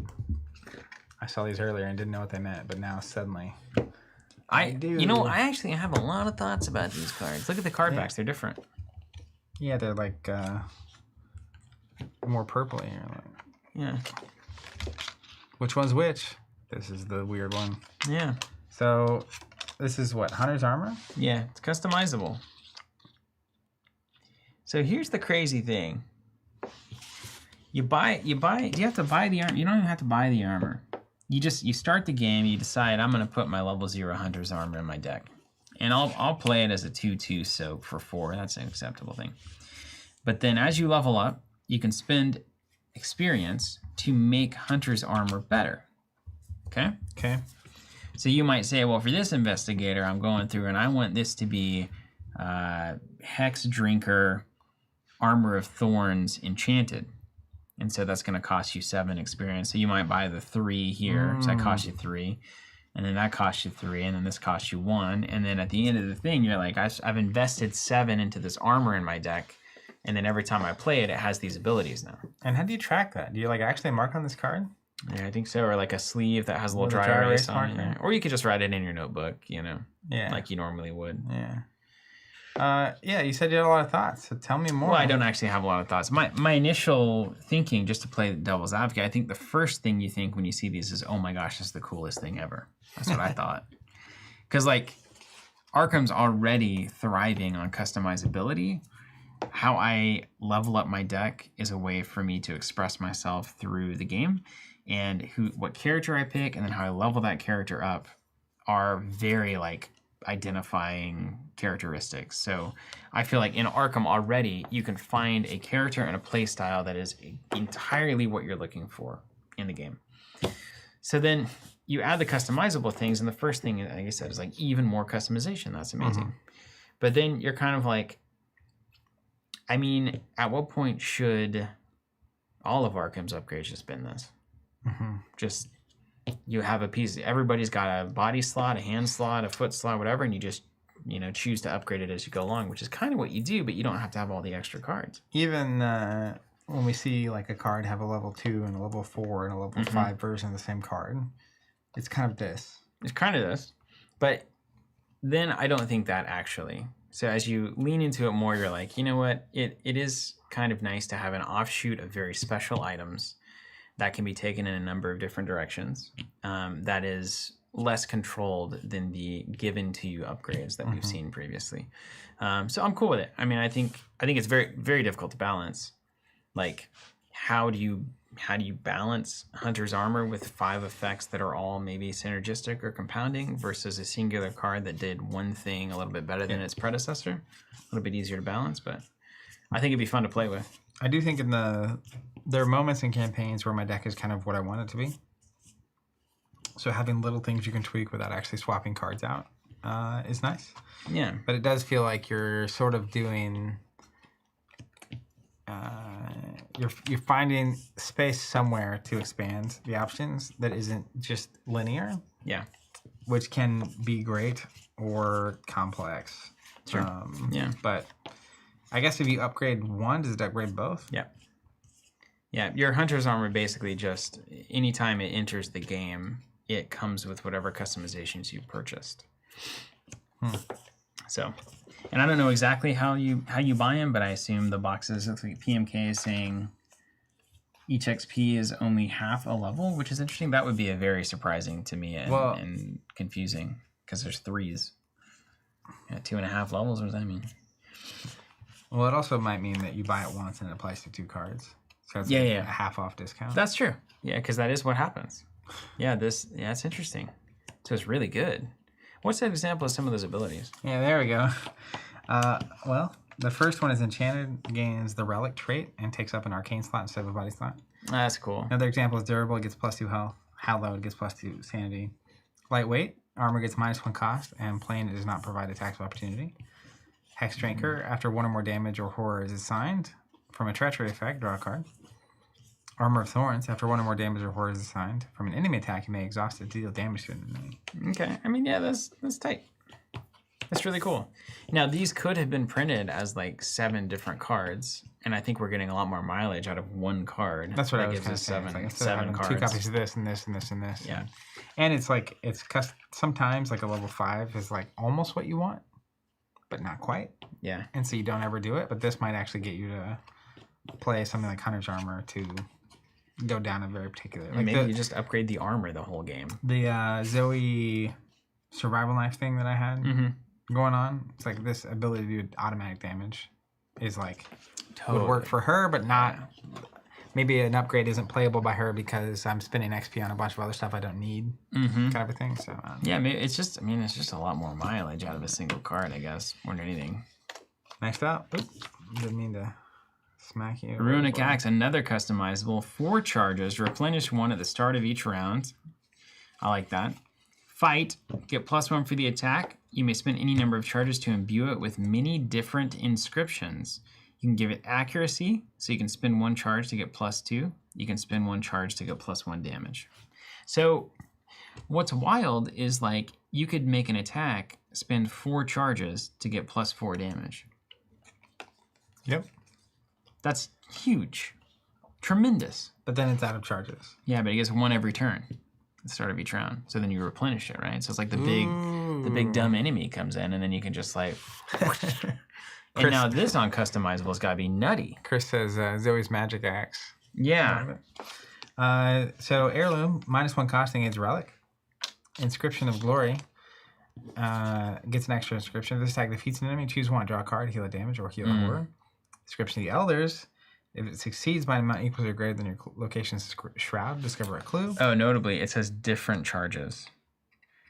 You may spend any number to act with that many different inscriptions. Okay, so you can only get 1 instance of each inscription. That's but then you can gain a bunch of different inscriptions. Yeah, this is cool. Ancient Power, you may view the same inscription up to 3 times. Oh, well, there you go. Okay. Saga, replenish 2 of Runic Axe's charges at the start of your turn instead of 1. Of course you do. Script Weaver, for every charge spent, you may imbue the axe with up to 2 different inscriptions. These axes could get off the nuts, chain. Man. Why do you choose anything but this, though? I guess is maybe the question. I mean, you just buy the axe and you start upgrading it. And then you're the magic axe. It's going to be hard. I'm sure that I'd like to see the numbers on it, but like it's hard to imagine a weapon that's better than this. It's insanity. And it keeps recharging. By the end of it, it's like you get 2 per 1. You can do each of those up to 4 times, and you recharge twice around. Like that's nutty, man. It's like +3, +6, plus. Yeah. Gonna explore that one later. Whew. Next up. Custom modifications, customizable. God, you didn't even tell me this was an unboxing that every card represented 7 cards. That's what I'm saying. This is a million cards. I warned you. Attached to a firearm asset you control, cost you 3, limit 1. When you reveal a non-tentacle chaos token while attacking with attached asset, exhaust it, cancel that chaos token, return to the bag, reveal a new one. Already fantastic. How much more can you customize it? Give me the rundown. Notch sight. If you perform an attack with attached asset against an enemy engaged with another investigator, you don't deal them damage. No one's miss. No one's going to choose that, by the way. That's just a waste of a slot. Yeah. Extended stock. I'm going to take the risk. If you get Nobody's hit, you get doing hit, it, right? Like, who's planning on failing? Nobody's planning on failing. Yeah, too big to fail. Extended stock, you get +2 attack while attacking with attached assets. Great. Counterbalance. After you attach an upgrade card to other than custom modifications to attach asset, draw a card. So as you upgrade your stuff, that's kind of cool. Leather grip. Custom mod gets -1 cost and gains fast, play only during your turn. So that's not that critical of a fast thing to bring in, but it is nice that you don't have to waste an action on it. Yeah. So one money and an action is pretty good. You send a magazine after ammo is spent from or placed on an attached asset by another event. Place 1 ammo on an attached asset. So like when you reload it with your reload cards, you get an extra ammo. And then Quicksilver bullets. If you succeed by 3 or more while attacking with attached asset, this deals +1 damage. That's the first one you need right there. It's fine. It's no axe. It's no axe. That axe is the way and the truth. It's no axe, man.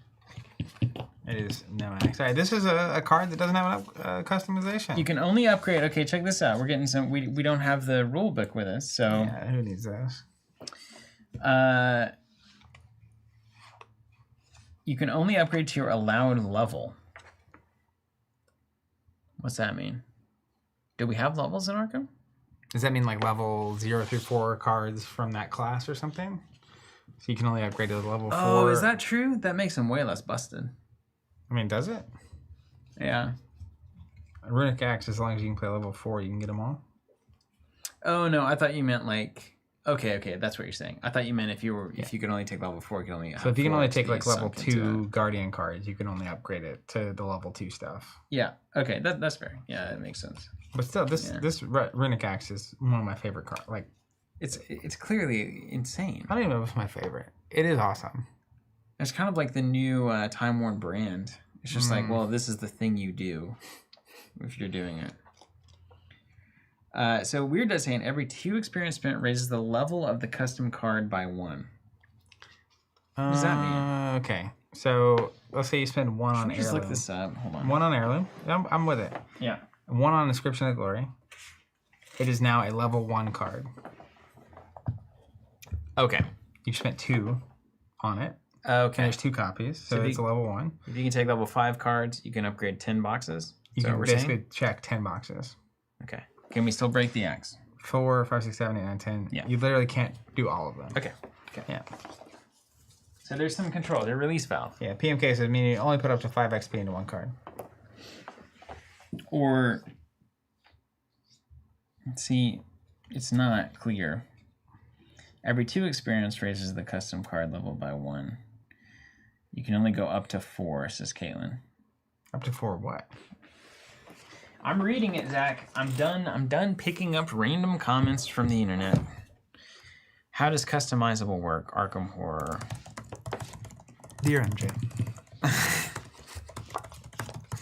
Arkham Horror LCG. Customizable. Oh, I've got a video. Okay. No. Here are the rules of the new customizable keyword on Twitter.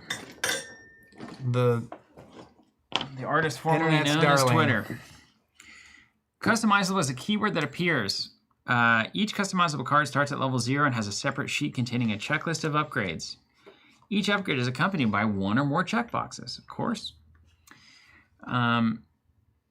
You can only mark checkboxes of an upgrade after or before a scenario, also known as before or after. Spending 1 point of experience allows an investigator to mark 1 checkbox on one of their card's upgrade sheets, right? That's what we thought. To purchase an upgrade, you must mark all of the upgrade checkboxes next to the upgrade. So if I have 1 experience and it's a 2-boxer, I can't do 1 now and then not get any. Once an upgrade is purchased, each copy of the card it is paired with is treated as having that upgrade. Okay, easy. So both copies of the card get the bonus. Wait, that's all. That's all? No, wait, here, more stuff. A customizable card's level is equal to half the total number of checkboxes marked on its upgrade sheet, rounded up. 8 check marks, level 4. For example, 3 marked checkboxes is a level 2 card. Yep. If you spend 3 more to go to 6 experiences, is a level 3. Yeah. Got it. My arithmetic is in. Note, this means some investigators are not able to upgrade a customizable card past a certain point, depending on the deck building options. If you can go up to level 5 Guardian cards, you can upgrade Hunter's Armor 10 check marks. Easy. Right? It can't have it more than a total of 10 checkboxes marked. Okay. So yeah, this is good. Yes. Still good. Still great. Yeah. Speaking of, this has to be good. I see the art in the name. It's just got to be good. Obsidian Bracelet. It's an asset. Costs 3.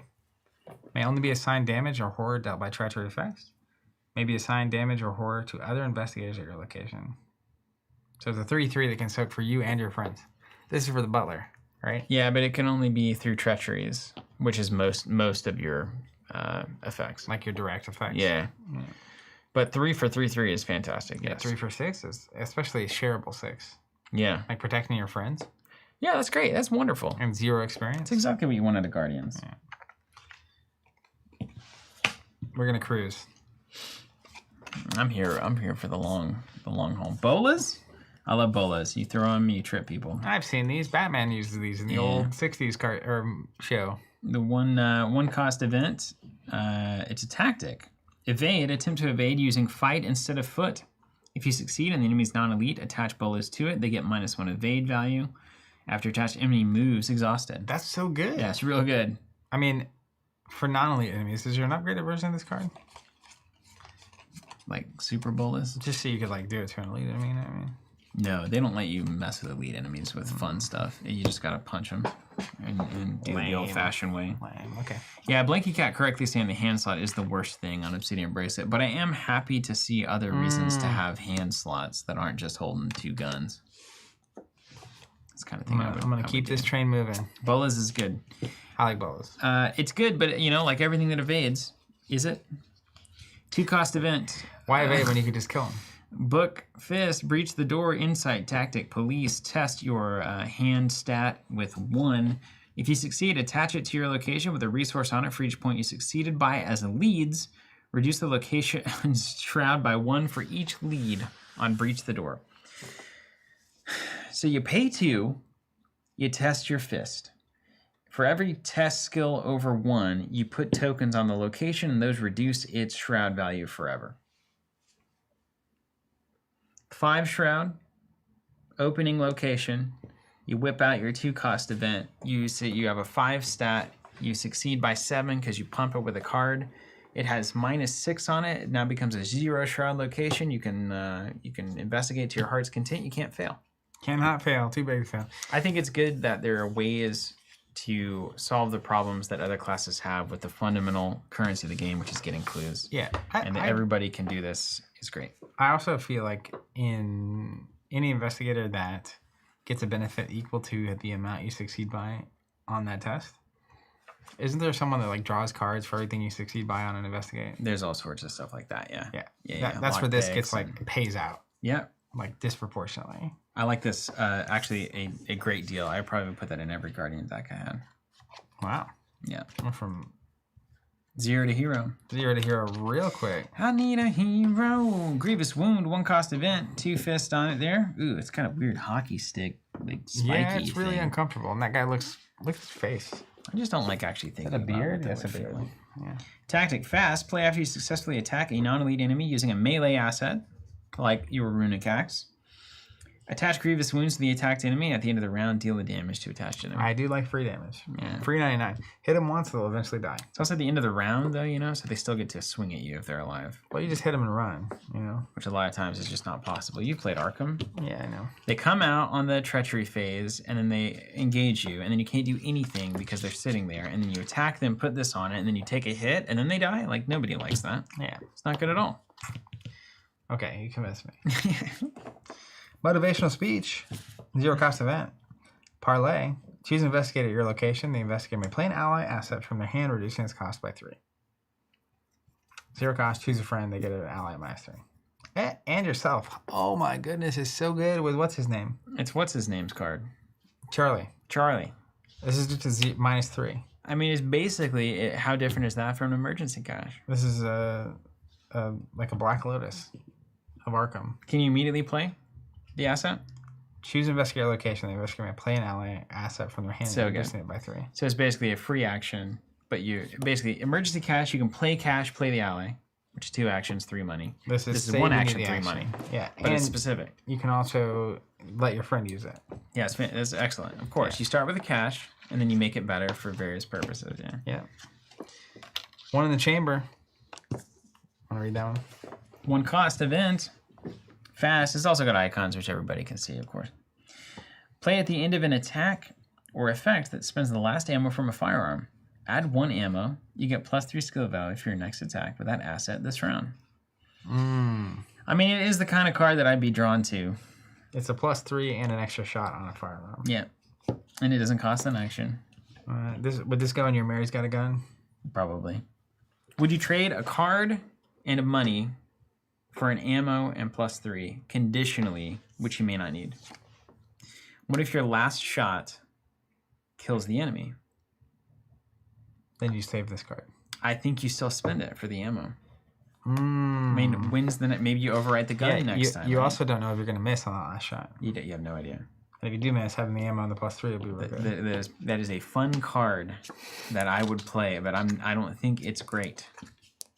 Now, it would be disproportionately good for things that are super strong with very limited ammo. Like if it comes in with 1 or 2 ammo.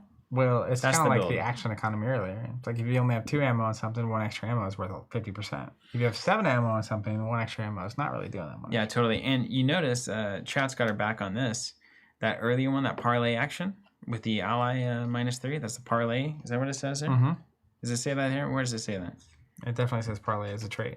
Wait, on that thing or on which thing? On the motivational speech. It's got parlay as a... Yeah. So that means parlay actions, there are no attacks of opportunity. Sniping ally in. No AoE. Really, really cool. Or AOO. Blanky Cat, the shotgun, of course. That's a limited ammo, big damage gun. Be very good with that card. Wait, were you playing the shotgun in the Mary deck? Yeah. What was the gun? No, it was like the magical gun, right? It was the blessed shotgun or something, or the blessed rifle. I don't remember, but it was awesome. 44 for Jesus. Just remember every time you hit, it was just like, oh man, he sent him straight to the other side. Like a truck. Yeah, man. All right, fighting lessons. Skill card. Fist, foot, ? Commit only to a skill test during an attack or evasion attempt. You can commit this skill to an investigator's test at any location. Any location, wow. Any location is the kind of card where... That's a great card. That's some flexible utility. That's a great card, because like a lot of times you're going to run the +2 anyway in your basic deck to get +2 to attack and draw a card, the guts version, whatever that is. I'd run that instead. Yeah. Now, this is not particularly exciting if you plan to be at your friend's location all the time. Right. But otherwise, I mean, from downtown, it's like... I'm all the way across the room and you're giving me 2 skill. I'd say it replaces my other skill cards in a 3 to 4 player game, but not a 2-player or 1-player game. Obviously not a 1-player game. Helping Hand, in 8, that means Silas can run it. You make, is that right? He runs in 8 stuff, I think, right? You may commit it to any type of test, max 1. While Helping Hand is committed to a skill test, double the skill icons of each other card committed to that test. Could be absolute slammer, could be absolutely worthless. Yep. But if you're Silas and you're using a lot of skill cards, then it's probably at the very gonna be worst, slammer. it's the same as having another copy of whatever skill card you're playing. I like that. It's obviously. But if I'm committing a card and you're committing 2 cards and then you double all the icons on there, right? Yeah, there's bonkers. This is also a like game ender test we have to pass to win the game. Yeah. Go all in. Also, when you pull the tentacle on that one every time. 100%. 100% of the time you're pulling the tentacle. The other thing about this card is like the succeed by get a huge benefit. Yep. So it's like, I'm going to succeed by 5 and draw 10 cards or something crazy. You're going to have to really think about what your friends are playing to deck build in this. That is Arkham. Now we get to our experience cards. Bestow, Resolve. It's a ritual. Go in that arcane slot. 4 charges, 2 costs. Fast action during a skill test performed by an investigator at your location or a connecting location. Spend a charge. Commit a non-weakness card from your hand to that skill test, treating all of its skill icons as wilds. I like all the teamwork going on in the game now. Yeah. Huh. I do like teamwork in this game. Spend a charge and turn anything in your hand to helpful things for them. This is just such a useful thing. Mm-hmm. That's so useful. Well, and you start stacking stacks on stacks, right? Helping Hand turns something that normally wouldn't contribute anything into something that does contribute a lot, and then it doubles it up. Yep. It's like, yeah. Boy, is that good. I love that. Just in a vacuum, I love that. Wait, what does it say? Does it have to be another investigator or anyone? An investigator at your location or connecting location. Including you. Including you. Could your investigator ever be in a connecting location to you? Well, it's ask the Marvel Champions or team about that location. one. Just a philosophical question. I don't get into that stuff. Could you ever be in a location that connects to you? You know what I mean? All that to say, that card solo is even great. Yeah. Just every card in your hand is what you need it to be max icons? 4 times. This is crazy. And it's an arcane slot, so That's it's not crazy. really taken up. For a lot of people, that's just like an empty slot. Field Agent, 4 cost, 2 experience. Beautiful art, too. I love it. Book and a foot there. You get +1. Now, it's already wonderful. You get +1 book. We've loved an to have ally more that gives you allies like +1 this. books, yeah. Exhaust, deal a horror, discover a clue. Come on, guys. This is the card. What have we been waiting on? Dude, you play it with the Healer guy. Yeah. And you're healing your allies, and you're just getting a book, and the heal guy is also right. Can he play this character? I don't know. He's blue, right? I don't think so. No, what color is he? Seeker? The Seeker's the healer. Can he play this card? Healer Seeker? What's the icon on blue? The shield? 15-0, no, level 2. I'll tell you what, though. 4 cost for static +1. And then, let's just imagine 2 free clues. You don't even use the ability. You pay 4 to get 2 free clues, regardless of Shroud value. You would do that in Arkham all the time. Yeah. If this was a hand slot, you'd probably do that. Yeah. There are things that also boost that stat for allies. That's absolutely crazy. And it looks great. What's not to love? Yeah, I would play that 1,000 times. Tommy could play it, although it's not a great bounce. Carolyn, definitely Carolyn. It's Carolyn. Look at this, dude. It's Carolyn. We need to play Carolyn. Level hey, 2 we gotta good boy. upgrade a guard dog, Level don't 2 we? good boy. I love this guard dog. 3 cost, 2 experience, exhaust, engage an enemy at your location. They attack you. And then reaction when an enemy attack deals damage or horror to guard dog, deal a damage to the attacking enemy. Great. It's like the same as it was, but I think it's got more health, and then it actually has the exhaust to make an enemy engage and attack so that it can trigger its ability. You remember this? We worked that guard dog. That was with my Tommy deck, I think. I feel like guard dogs are Everywhere. recurring theme for our blue decks. Yeah. Plus, you gotta love dogs. And that's all the Guardian cards, right? No. Oh my gosh. The value in this box. We're not even close. It's a whole cycle's worth of cards. Well, upgraded. It is. It's like 6 packs worth of cards. Handcuffs is like 6 unboxings of olden days. Yeah, it's the what do you call 6 unboxings? It's called sextuplets. I was gonna say that like a sex boxing, but it's probably probably not ideal. Probably not ready for prime time on the brand. I wouldn't put that on a YouTube title necessarily. No. Level 2 handcuffs. First ever sex boxing. That's right. On this here November, whatever. Item police fast action. Action. If handcuffs is not attached to an enemy. Evade. Use only on a humanoid enemy. This evasion attempt uses physical instead of foot. If you succeed, remove all doom from the just evaded enemy and attach handcuffs to it. If the attached enemy is non-elite, it cannot ready and doom cannot be placed on it.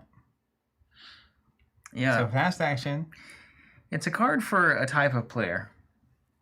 Philip Burkholder was this type of player. What is that even? What is it? What's the Burkholder? This is the kind of card that sometimes once in the entire session is extremely useful. You handcuff the right thing. The right humanoid that was going to have doom on it at the right time can be a game changer. Most of the time, this card goes into Skull Test. Vast majority of the time. Because look at it. I mean, how many humanoids have you been working? Like, sometimes you just know humanoids. What if you walk into the scenario and it's all ghouls? Then this is what are you doing with that card? Yeah, you spent card and experience on nothing. Yeah, so you kind of have to have a pre-knowledge of what you're going to be facing to have the cojones, if you will, to run that card. Happy Man 50 point out that the original guard dog only worked on damage, not horror, but the new one works on both. Beautiful. Yeah, you know. These slots are competitive, man. We've got 6 expansions now. Like handcuffs. Level 0 handcuffs were hard enough. Upgrading them is even harder. Blue cards for days. We're not even close. Daniel Lawrence. See, this is a card for a person like Daniel Lawrence. We handcuffed an enemy on the side of the road in the car chase scenario of Innsmouth, and it was game-breaking. Sometimes it is absolutely game-breaking. Handcuff their car. That's right. To the fire hydrant. I mean, we've all seen that move where you get handcuffed to the handle. And yeah, it's a problemo. Ooh, a 0 cost prepared for the worst upgrade.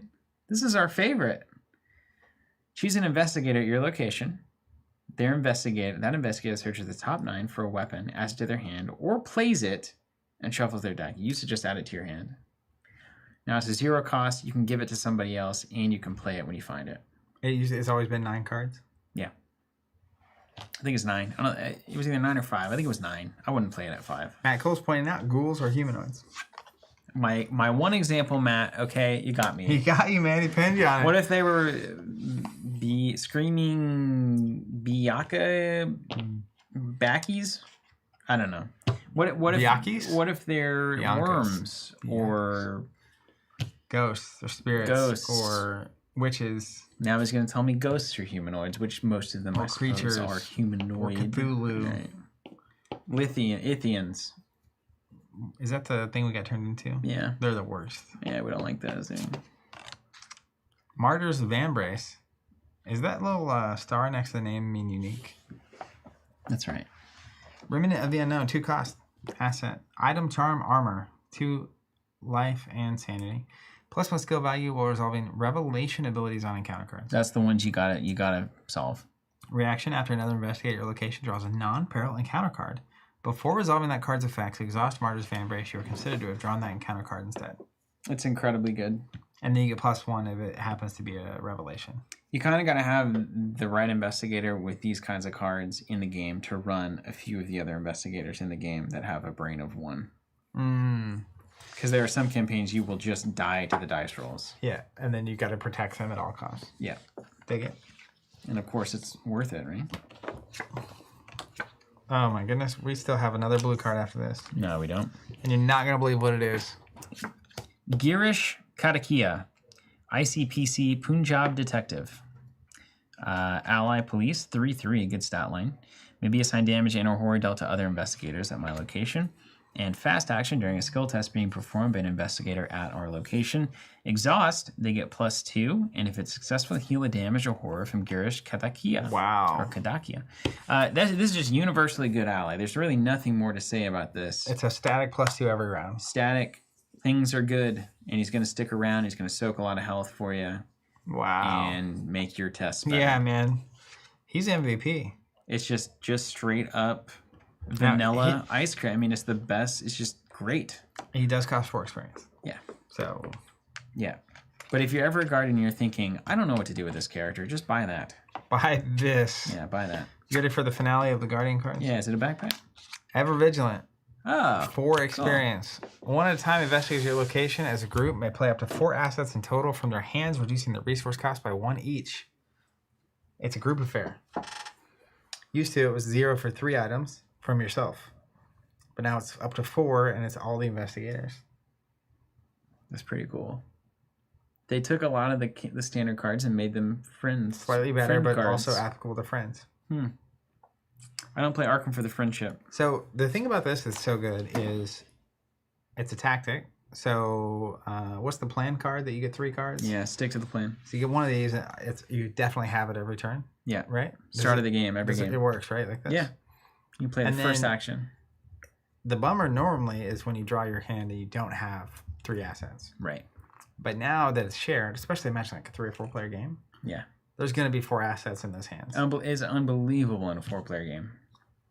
It'll make you want to high five and just quit after you pulled this off on the first turn. I mean, it's...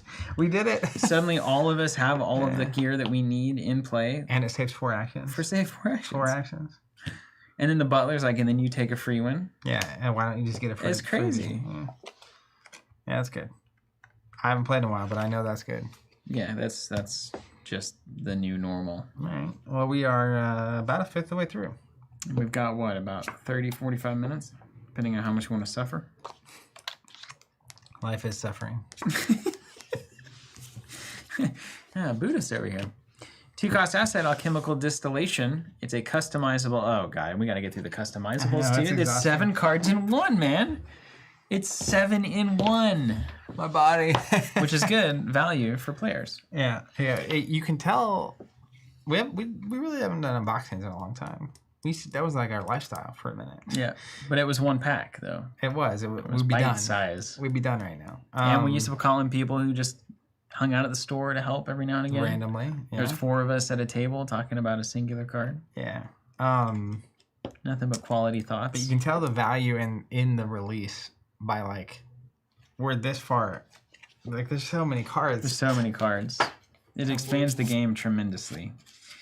Anyway, you get 3. You can take an action, spend a supply, choose an investigator at your location, test your book. If you succeed, they perform one of the following options. They can draw 2 cards, or they can gain 2 resources. Off the bat, you're looking at a card and 2 money for 3 instances of actions. So that's a total of 6 actions invested into this baby. And then you get off the other side of it 6 cards or 6 resources. Right off the bat. The economics of that pay out. They're okay. They're okay. But and you get a 1 skill book test. Yeah, which could be notable. So when you like succeed at a yeah. Let's look at the customizations. Why don't we? You can add the heal 2 damage or heal 2 horror options. You can place a charge or a secret on an asset you control. That's good. You can add move twice. That's kind of good. You can add interplay with 2 additional supplies on it. You can add, when you initiate the skill test, you may increase the difficulty by 2. If you do, increase the value of the effect granted by each option by 1 for the test. That's definitely where you want to go first. You can also spend 5 for perfected. If you succeed by 2 or more, the chosen investigator may perform 2 different options instead of 1. That's it. Yeah. You just got to get to perfected as soon as possible, and then the payout is tremendous. I mean, that's how life is, though, right? Because like that literally doubles the effectiveness of that card. Yeah, 2x. So I invest 6 actions and I get 12 actions out. That's. I just saw the name of a card that is killing me. We'll get to that soon enough, I guess. Empirical hypothesis. I wanted to say hypothesis. My brain, man. 2 cost asset. Customizable, limit 1 per investigator. Forced at the start of the round. Choose one of the following criteria for this round. You fail a test by 2 or more, or you succeed a test by 3 or more. When the chosen criteria is a hypothesis, you see, is met, you may exhaust empirical hypothesis to add an evidence to it. Fast action, spin an evidence, draw a card. Don't forget Photo Man. He can automatically add evidence to this card to then cash it in for a card draw. Of course, it's customizable, so let's take a look at the book. My gosh, it's going to be nutty for this Photo Man. Pessimistic outlook, add the following criteria. You run out of cards in your hand. That's easy to hit. These are cool. Add the following criteria. You are dealt damage or horror. I'll take that one every Independent time. variable, add the following criteria. You may discard a treachery or enemy from play. When you discard a treachery or enemy, okay. Field research, add the following criteria. You enter a location with 3 or more shrouds. Well, these are all easy. Peer review, chosen criteria is met if any investigator or location meets it instead of only you. Other investigators at your location may trigger fast actions on empirical hypothesis. Okay. Empirical hypothesis gains. Fast action, spend 2 evidence, reduce the cost of the next card you play this phase by 2. Don't like 3. that as much. Spend 3 evidence, discover a clue at your location. Alternative hypothesis. After you exhaust empirical hypothesis, you may resolve its forced effect, choosing a criteria you have not chosen this round, then ready it. Okay, exhaust it, resolve the forced effect, which means what? Add an evidence to it, and then ready it? That takes more reading. Irrefutable proof is where it's at. Clues that don't require tests is the name of the game in Arkham. If I can spend my whole game with Photo Man blowing this up, unexhausted, it means you can, if you meet the criteria again, you can exhaust it to add an evidence. Yeah. When the chosen is met. I don't know. I would just not choose that one because I don't want to read it. Yeah, my brain is struggling. But I would go to irrefutable proof and probably add a trial and error and call it good. I would just not choose that But option. this is crazy, though, by the way. Yeah, it is. Being able to stack this thing up with like 12 to 15 evidence and then just banking up 5 clues suddenly out of nowhere for no tests is nuts. Well, you're just proving your hypothesis to be true. Well, yeah. Jessica's hypothesis, Jessica S. in the chat says the customizable cards are the worst idea ever for a great game. That's a hot take. It's a hypothesis.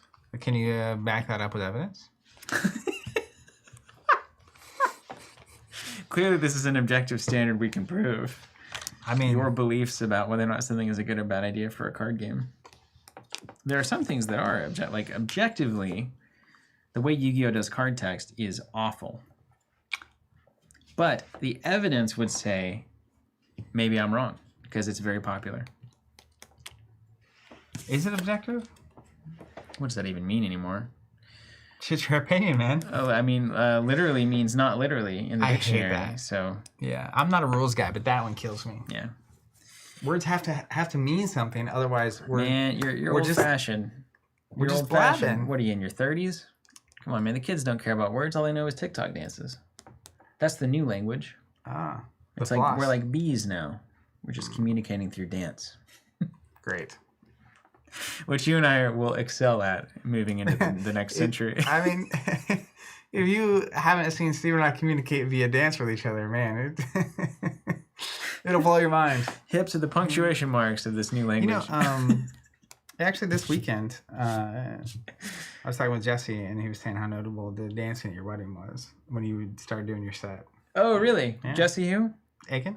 The one and only. The legendary. Yeah. I'm glad you're still talking to him and hanging out. We still need to watch a bunch of Kubrick movies.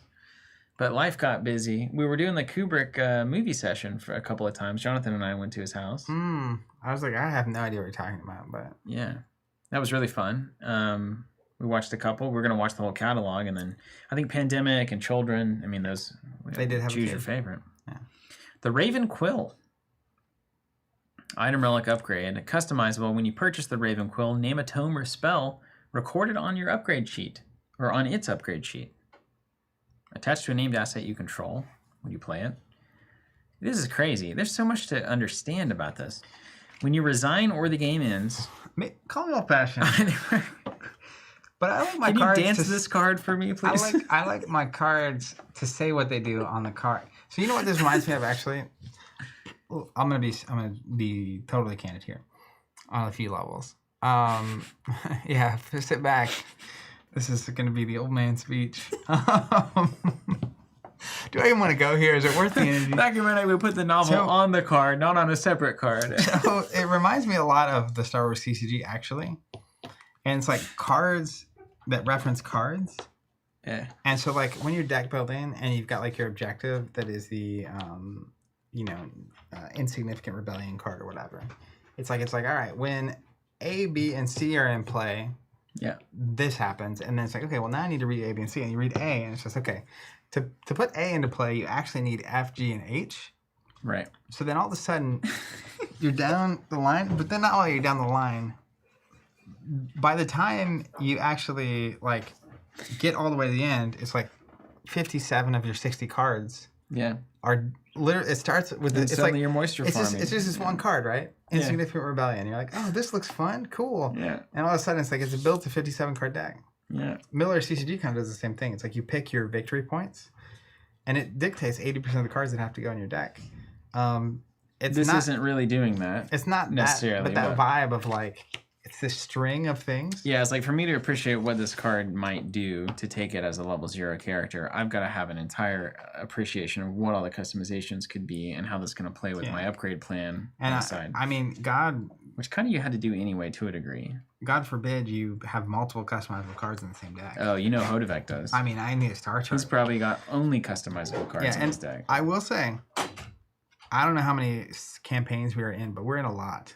This game is, what is it, 6 years old now? So for people like Chris, who's a longtime local, who they were playing this game multiple times a week, like crazy. I'm sure these are like a breath of fresh air. Yeah, so you need the depth, but like if I'm a new player, or like we're someone, medium, just an average. Someone that's where I put myself. Yeah, very average. I played through all the campaigns once. Mm-hmm. This is a lot.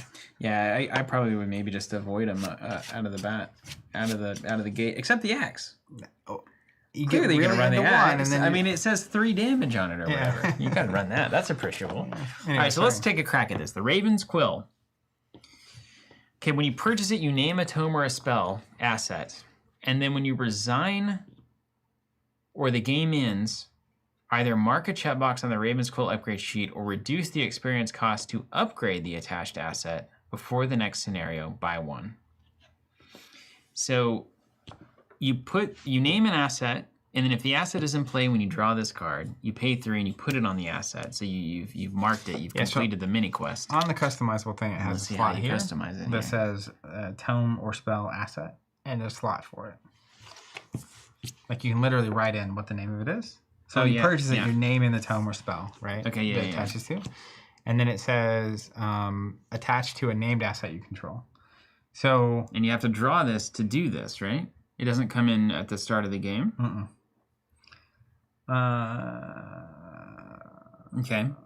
So I draw the Raven Quill, and I've named Mystic. What's a good spell? A tome or a spell? What's the one that you always ran, or that I always ran? Song of the Dead, for instance. The one where you draw a skull, you get 2 damage or whatever. So I attach it to, if I draw Raven Quill, I attach it to Song of the Dead because it's what I wrote whenever I purchased it. And then here are the things that might happen. Using attached asset action abilities does not provoke attacks of opportunities, so I can cast Song of the Dead without attacks of opportunities. That's cool. Attached asset does not take up any slots. Spectral Binding. Well, that's interesting. Is it only after I play this card in the game that these things work? Yeah.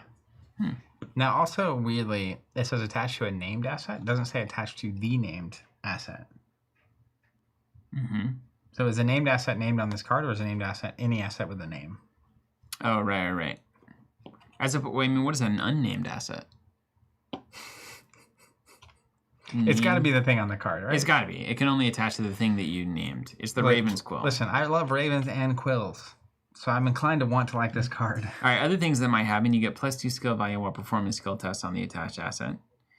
Endless Inkwell, you can have 2 other things. You can name a total of 3 tomes or spells at that point.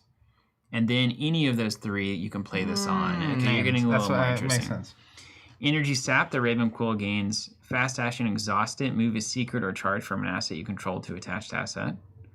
Interwoven Ink, after you resolve an ability, an action ability on attached asset, you may exhaust the quill to ready another asset you control. Or Supernatural Record, when you play the Raven Quill, instead of attaching it to a named asset you control, you may search your deck, discard pile in hand for a copy of a named asset and play it, then attach the Raven Quill to it. So I would go right there. Is that whip thing you like? Excuse me. What? Is that whip thing you like? The thing, the grappling hook. Oh, there you go. What color is she's green? You can't play this card. I can't play it. What level is that? Is it an item relic upgrade? No, it's not. No, it's level 0 though. It's level 0, but it's a secret card. Can I play secret cards? Tools? It's not a tool. No. Dang. Can you imagine being able to fish out anything that wants to get a very specific thing? This card is great for. You buy the card, you spend the 4 points. It gives you 2 extra copies in your deck of that card. Yeah. That then you can make better with these various things. Yeah, easy. But I would go right to Supernatural Record. That's what I'm saying. You don't even buy it unless you got literally 4 experience. a 4 experience card that you buy. Yeah. That is just go get the card that you want to get. Before that, this is a 2-book skill test card until I can upgrade it to Supernatural. Yeah. All right. Glad we figured that one out. Well, we got there. It's fine. Clear the runway. We're nearing the 30% end of this. Change the title 30% of Scarlet Key's Investigator unboxing. This is ridiculous. Dissection tools. Look at this banana for scale. Lord. Isn't that the shut up and sit down thing? Is that where the pear thing came from? There's banana for scale is just an internet thing. Okay. Did they do pear for scale? Was that there? So. Is that how they got funny? Let's look at the... Is Quentin still into this thing, by the way? Why can't we get through an entire unboxing? I'm literally typing, where did banana for scale come from? It's definitely Arkham's problem. It's not us. It's too much content. It's not these sidetracks. On March 30th, 2005.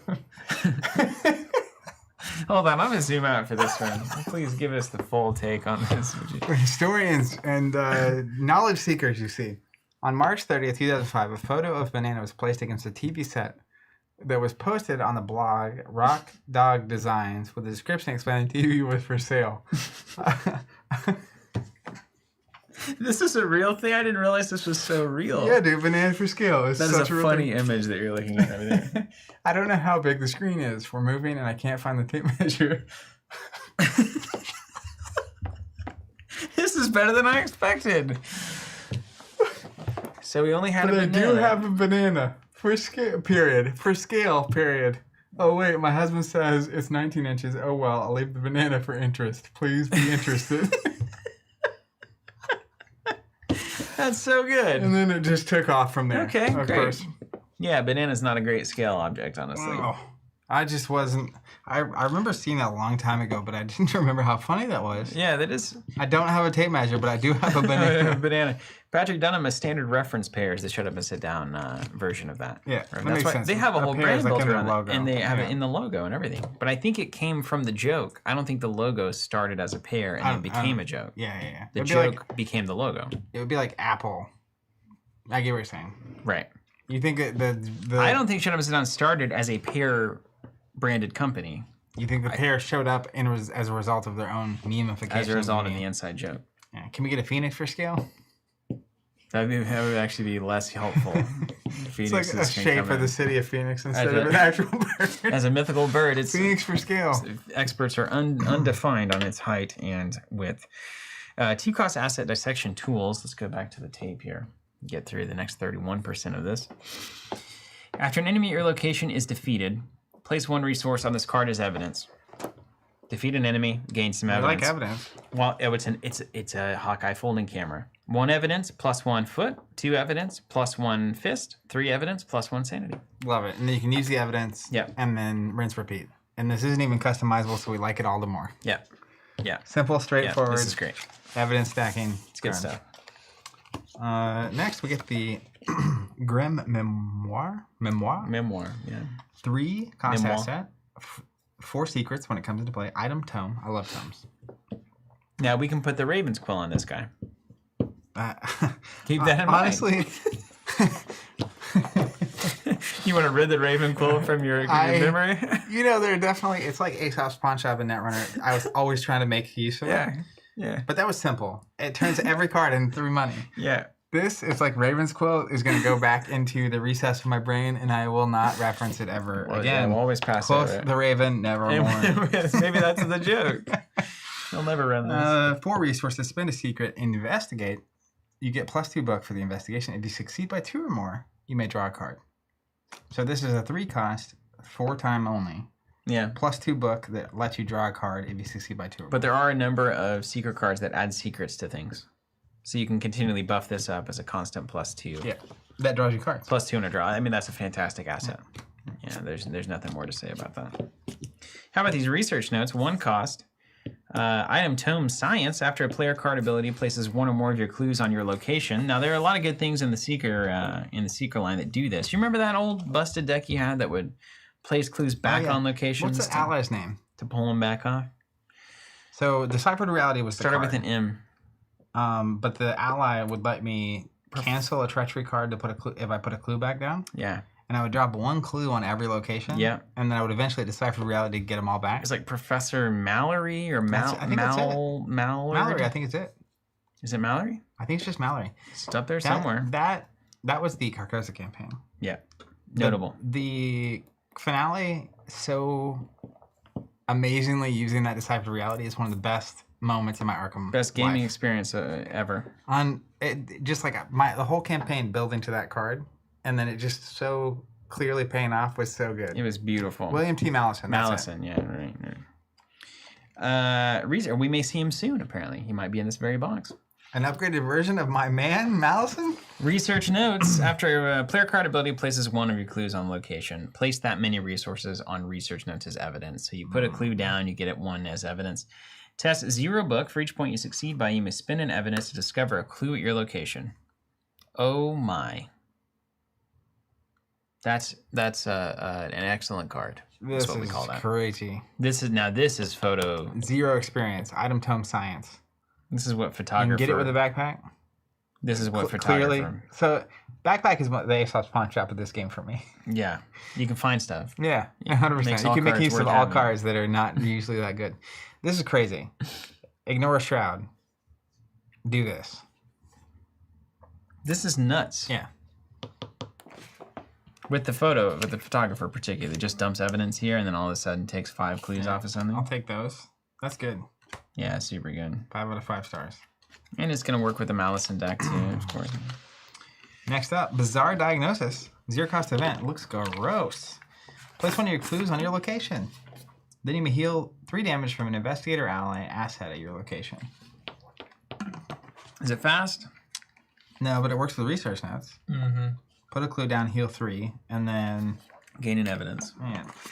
Definitely a mini theme on the deck. Well, I still don't know if I run that. Healing. You don't need to heal if you don't take damage. That's what I don't understand. Well, that is... Didn't we learn that in Edge of the true. Earth? 1 cost event, captivating discovery. Search the top is an insight thing, and this person having constant insights, I feel like I've seen in a lot of Arkham cards. Yeah, he's just so insightful. He's also an astounding revelation, same guy, and it may be an investigator we already have that I don't recognize. Search the top 6 of your deck, place up to 3 of your clues on your location. For each clue placed this way, choose and add 2 of the search cards to your hand. You drop 3 clues on your location, you can draw 6 with this card. Wow. And then you get 3 evidence, which you can later use to get clues. So what's even happening here? Fantastic. Cards get me clues that I give back to get more cards to get more clues. So yeah, so it's interesting, right? It's 2 actions, and then you dunk 3 clues, which is essentially 3 actions of work that you just did. So it's 5 actions to get 6 actions. If you get those 3 back as evidence, you're net positive. And sometimes you need the cards. Which, you know, that's very thematic, actually. Captivating discovery. Yeah. So you're kind of like... You put away the stuff you already knew, and you go to experience the thing that you're just keying in on. Speaking of keying in, map the area. That's like... This is not just right, a map. Rex Murphy, that, right? Look at how the map on this is like more of a piece of art than a map. That's hilarious. That's more art than map. They're doing way more work on this than they really should. You could just put a little square for that house.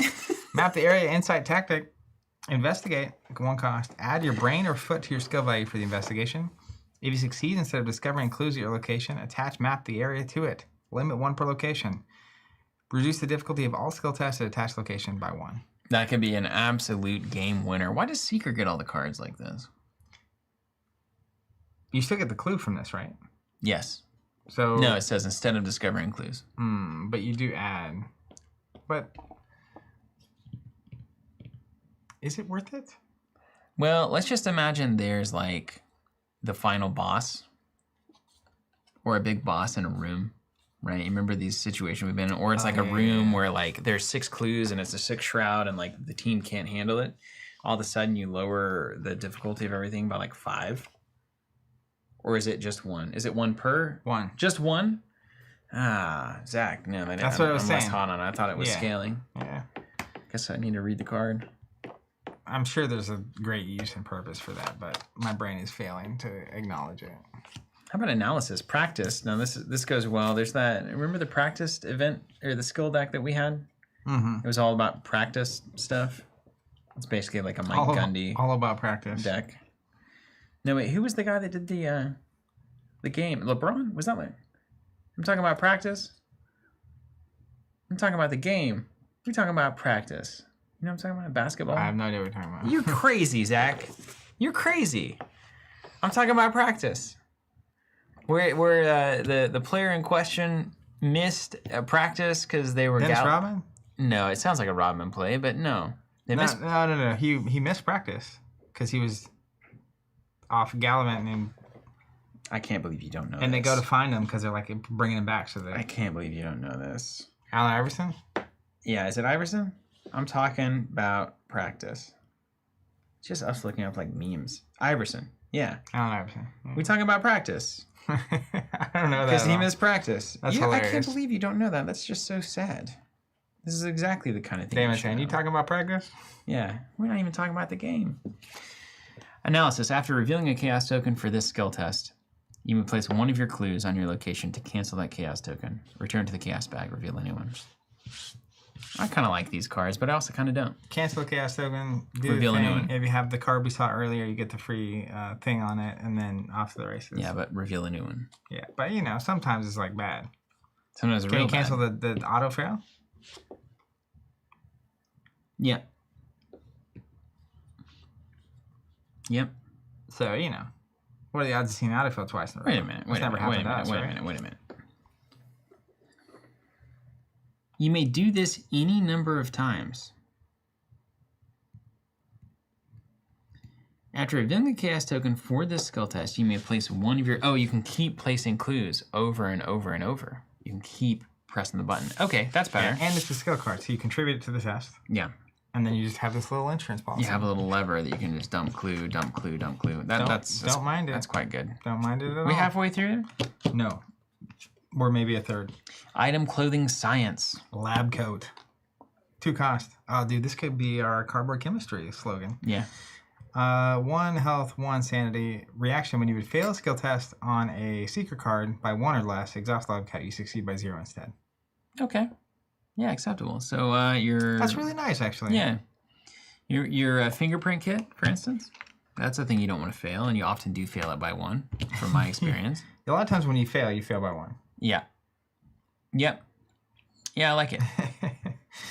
Not wrong, Damon. Not wrong. I like the way this card looks. I don't know what it does. Orphic Theory. It's got a book on it to spell. Spend a secret as a fast action. Choose any non-weakness treachery not attached to an elite enemy. Until the end of the round, treat it as if it were blank. But are you going to run this? You know you have this in your medium stack of secret cards whenever you go into deck build, and then you cut it. Is this like a treachery that gets revealed, or like has to be in play? It's basically like if you get like that Frozen in Fear or whatever. Oh yeah. You can spend a secret as a fast action to just make it blank for the turn. It's still there. Then you maybe test at the end of the turn, get rid of it. Yeah, I play better than that. Or maybe good players play this card and I don't. I just know that I don't play that card. Because, like, what if this condition never happens? You wasted 2 money and an action and a card? And an upgrade and, like, or experience. Experience? Come on. This is cool looking. Existence riddle. Or existential riddle. I guess it's the same thing. I'm reading it, sideways. 1 cost, 1 experience. Parlay. Choose a non-elite enemy at your location and test Brain or Book 8. Test gets -1 difficulty for each other card in your hand. If you succeed, automatically evade the chosen enemy and attach existential riddle to it. Attached enemy gains aloof. Oh, cool. You just send it on a quest to question. I like this one. Yeah. And it plays into the big hand seeker decks, which are a trope as well. Well, are a way to live your life. Well, I've played that too. Before. Yeah, that too. Which investigator was I playing? Was that Joe? Is he yellow? Joe Diamond? He had the hunch deck? No. He was a guardian. Who's the hunch deck? Or he was a rogue. No, he was a guardian. Solo? Joe Solo? No, that's one of our Discord users and YouTube viewers. It's Joe Diamond, and then... Yeah, it is Joe Diamond. He has the hunches. And then there was the bounty hunter, Morgan. Is that right? Tony Zeros. Tony Zeros was the bounty hunter. Tony Morgan was the bounty hunter. Tony Zeros is and all I then Joe remember. Diamond was the hunchman. And he's yellow.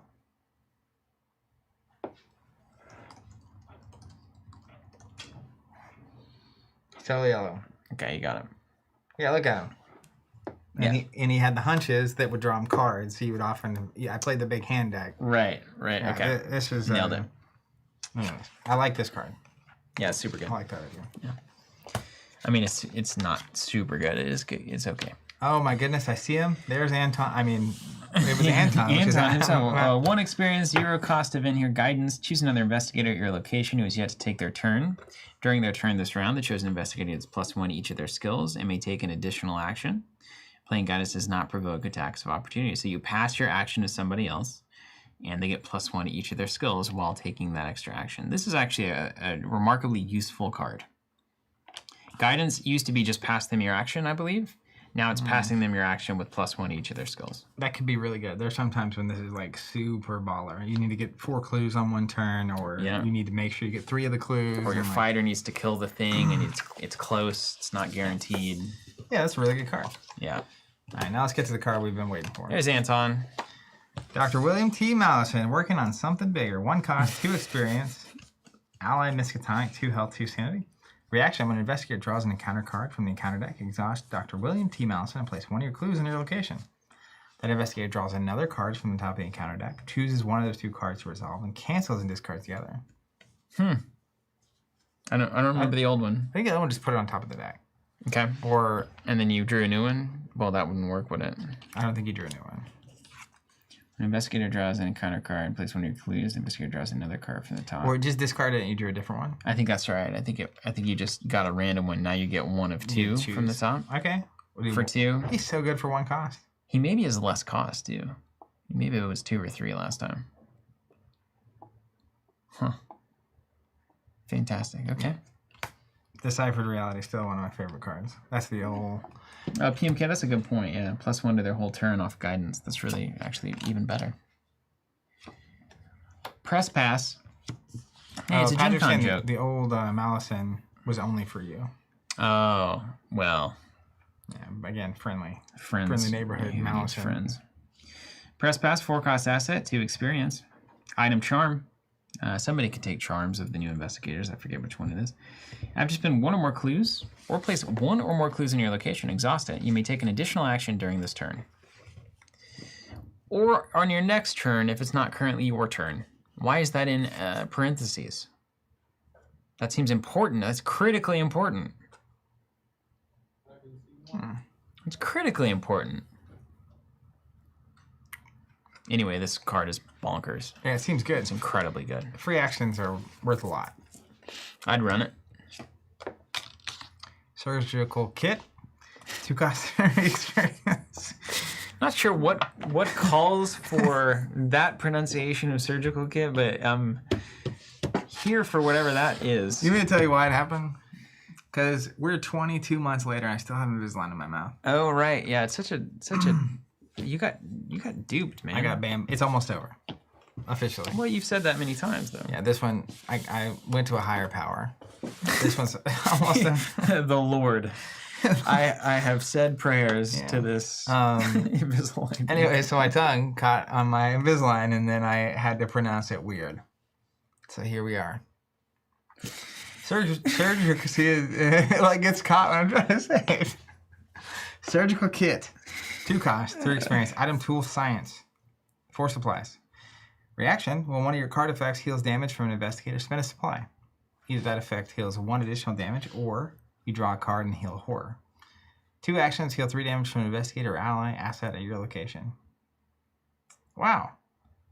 So you play the Surgical Kit. You can always take 2 actions to heal 3 from an Investigator or an ally. You can always react when a card effect heals, spend a supply, either heal an extra or draw a card and heal a Horror. Yeah, okay. Okay. If you're into healing. Yeah, right on. You gotta find a way to make that healing work. And it doesn't have an item slot, does it? So it's wide open. Yeah. Okay. Ooh, 5-cost upgraded level 4 fingerprint kit. It gets more expensive. It's got to be crazy. Exhaust, spend a supply, investigate. +2 for the investigation. Discover 2 additional clues at your location. That's 5 cost for 6 clues. I don't know if I'd run this, man. It's also action compression, right? Yeah. It very much is. And if you're stacking extra, every supply after that is like super valuable. But if you fail one of these tests, it's over. You made a mistake. Don't fail, man. Easy. Easy. Yeah, I mean, I like the old fingerprint kit. Yeah, that's a Jeremy's Warren upgrade if I've ever seen one. Yeah, so we're gonna make it better. We're gonna make it cost more. So it'll still be balanced. Yeah. All right, I love this actually. It's called Grey's Anatomy, which is hilarious. That is quite funny. Is that actually based on, like, is there an old Grey's Anatomy? Is the show based on not ancient, but old Lovecraft stuff? No way. You don't think so? I just know the main character is Meredith Grey. Well, they could easily manufacture that if they needed it to. She's leaving the show, apparently. It's still going? Yeah, dude.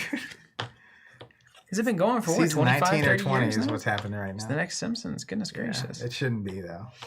All right, who am I to ask? I've never seen an episode of it. Yeah. I've seen like the first 15 seasons. That was a pandemic play. My wife used to watch it. She watched it since she was younger. And there's definitely a moment in one of the seasons, a couple of seasons ago, where it's like, this should have been the finale, 100%. Chris Dooch. It's a book from the 1850s, Grey's Anatomy. There it is. Well, they made it work. It was based on ancient So this stuff. isn't even a Grey's Anatomy of modern times play. This is an old-timey play. It's a famous medical textbook, is saying the medical community in our chat. Grey's Anatomy says the Doctor's Bible. So it was the show that took the concept and made it about Grey. 3 cost, 5 That's experience. clever. Item Tome. Choose a card at your location and test Book 1. For each point you succeed by, choose 1. The next time a card would be healed this round, heal +1 damage and / horror to a maximum of +3. The next time that card would be dealt damage this round, deal +1 damage to a maximum of +3. Choose a card at your location, test 1. For every point you succeed by, choose 1. So you can give something +3 damage. Wait, but we can only choose... Can we choose the same one over and over and over and over? Mm-hmm. If you succeed by 3, you could choose 3 times. So I could go +3 to the heal, the next heal, or +3 to the next damage? I mean, the last one is the one you're there for, right? If suddenly, like, 1 damage can turn into 4 damage, that's real good. But it's kind of weird because you have to take an action to do it. Yeah. So, like, you're the Guardian, I'm the Seeker. I take an action, say, the next time that thing takes damage is +3, and then I go move on with my life. Next time it deals damage. Would be dealt damage, which makes it way better. So I choose the flying ghoul, and I say 3. Next time you touch that, and then I go find damage, clues, and then you shoot it for 2 + 3, and then all of a sudden it's... Yeah. Okay. Grey's Anatomy. There you have it. Yeah, we learned how the flying ghoul works, and now we can... All right, what do you want to do? Highlights? Let's look through. You choose... Yeah, we're not even halfway. All right, we gotta try to find a way to do this successfully. I'm on it. Okay, what do you think? Cut all the customizable cards right off the bat. Well, people are saying if you're gonna do anything, do the customizable one. But what's up, Goblin Reserve? Good to see you, yeah? I just don't even know, dude. How you want to take choose 2 cards from each color? Yeah. The 2 that you just want, you just like the look of, or it doesn't have to be fancy, etc. Give me the next stack. We'll choose 2 from each color. I'll get started on the mystics. Wait, which color do you like the best? Well, you choose 2 rogues, I'll choose 2 rogues. You choose 2 mystic, I'll choose 2 mystics, and on it goes. Oh, okay. All right, so we'll get a little taste of what we're into, and we'll just... Okay. Let's zoom out while we do this so everybody can be properly entertained. And I will take any suggestions for rogue cards. I will not. Or survivor cards, or mystic cards. Definitely choosing that. Mm-hmm. Okay. I'm choosing that one for sure. Oh, no, but me, I'm choosing this one as well. Oh, man, that's great. Got my rogue cards. Hold on, I might have to choose some more of these. I grabbed that card, John Steinbeck.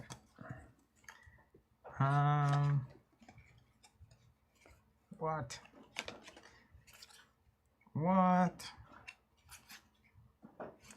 These are all actually quite awesome. Oh my goodness, these purple cards are crazy. All right, I'm gonna pass these to you.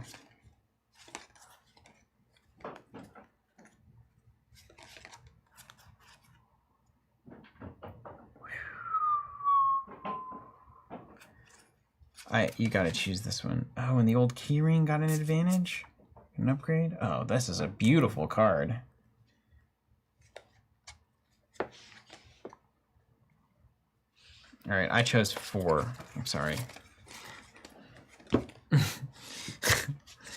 They're too good, man. They're too good. This is why we can't have nice. What customizable purple card should I pick if I'm into the Doom strategy? You know what I mean? Look at the art on this power word. How do I not pick it? I know it does. That's what I'm picking. You already picked purple? You haven't picked purple. Yeah, I haven't picked purple. No.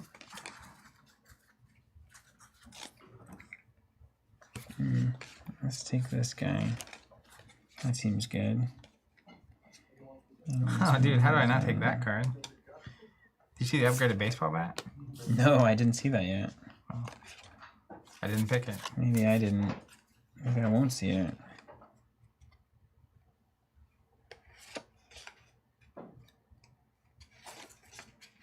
Okay.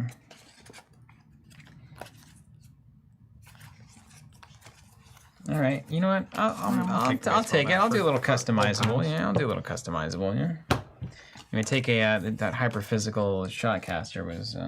Someone recommended it. Yeah. What's up, Goblin Reserve? Yeah.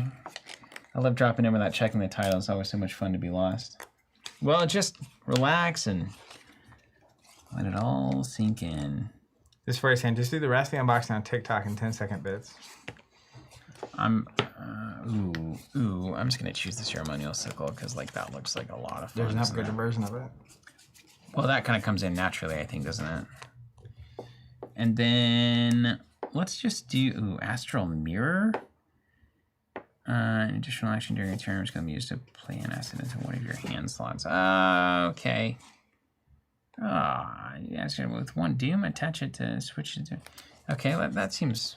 That also seems important. And that does too. Okay, done. We've got our cards. You have some neutrals? Yep. All right. All right. First, let's go green. Go green. Okay, your choice. First card I picked was a 2 experience Chuck Fergus. Give me the top down. I loved Chuck back in the day. I never played him, but I always wanted to. Ally Criminal. When you play a tactic or trick, exhaust Chuck, choose one. The event gains fast. Costs 2 fewer resources to play.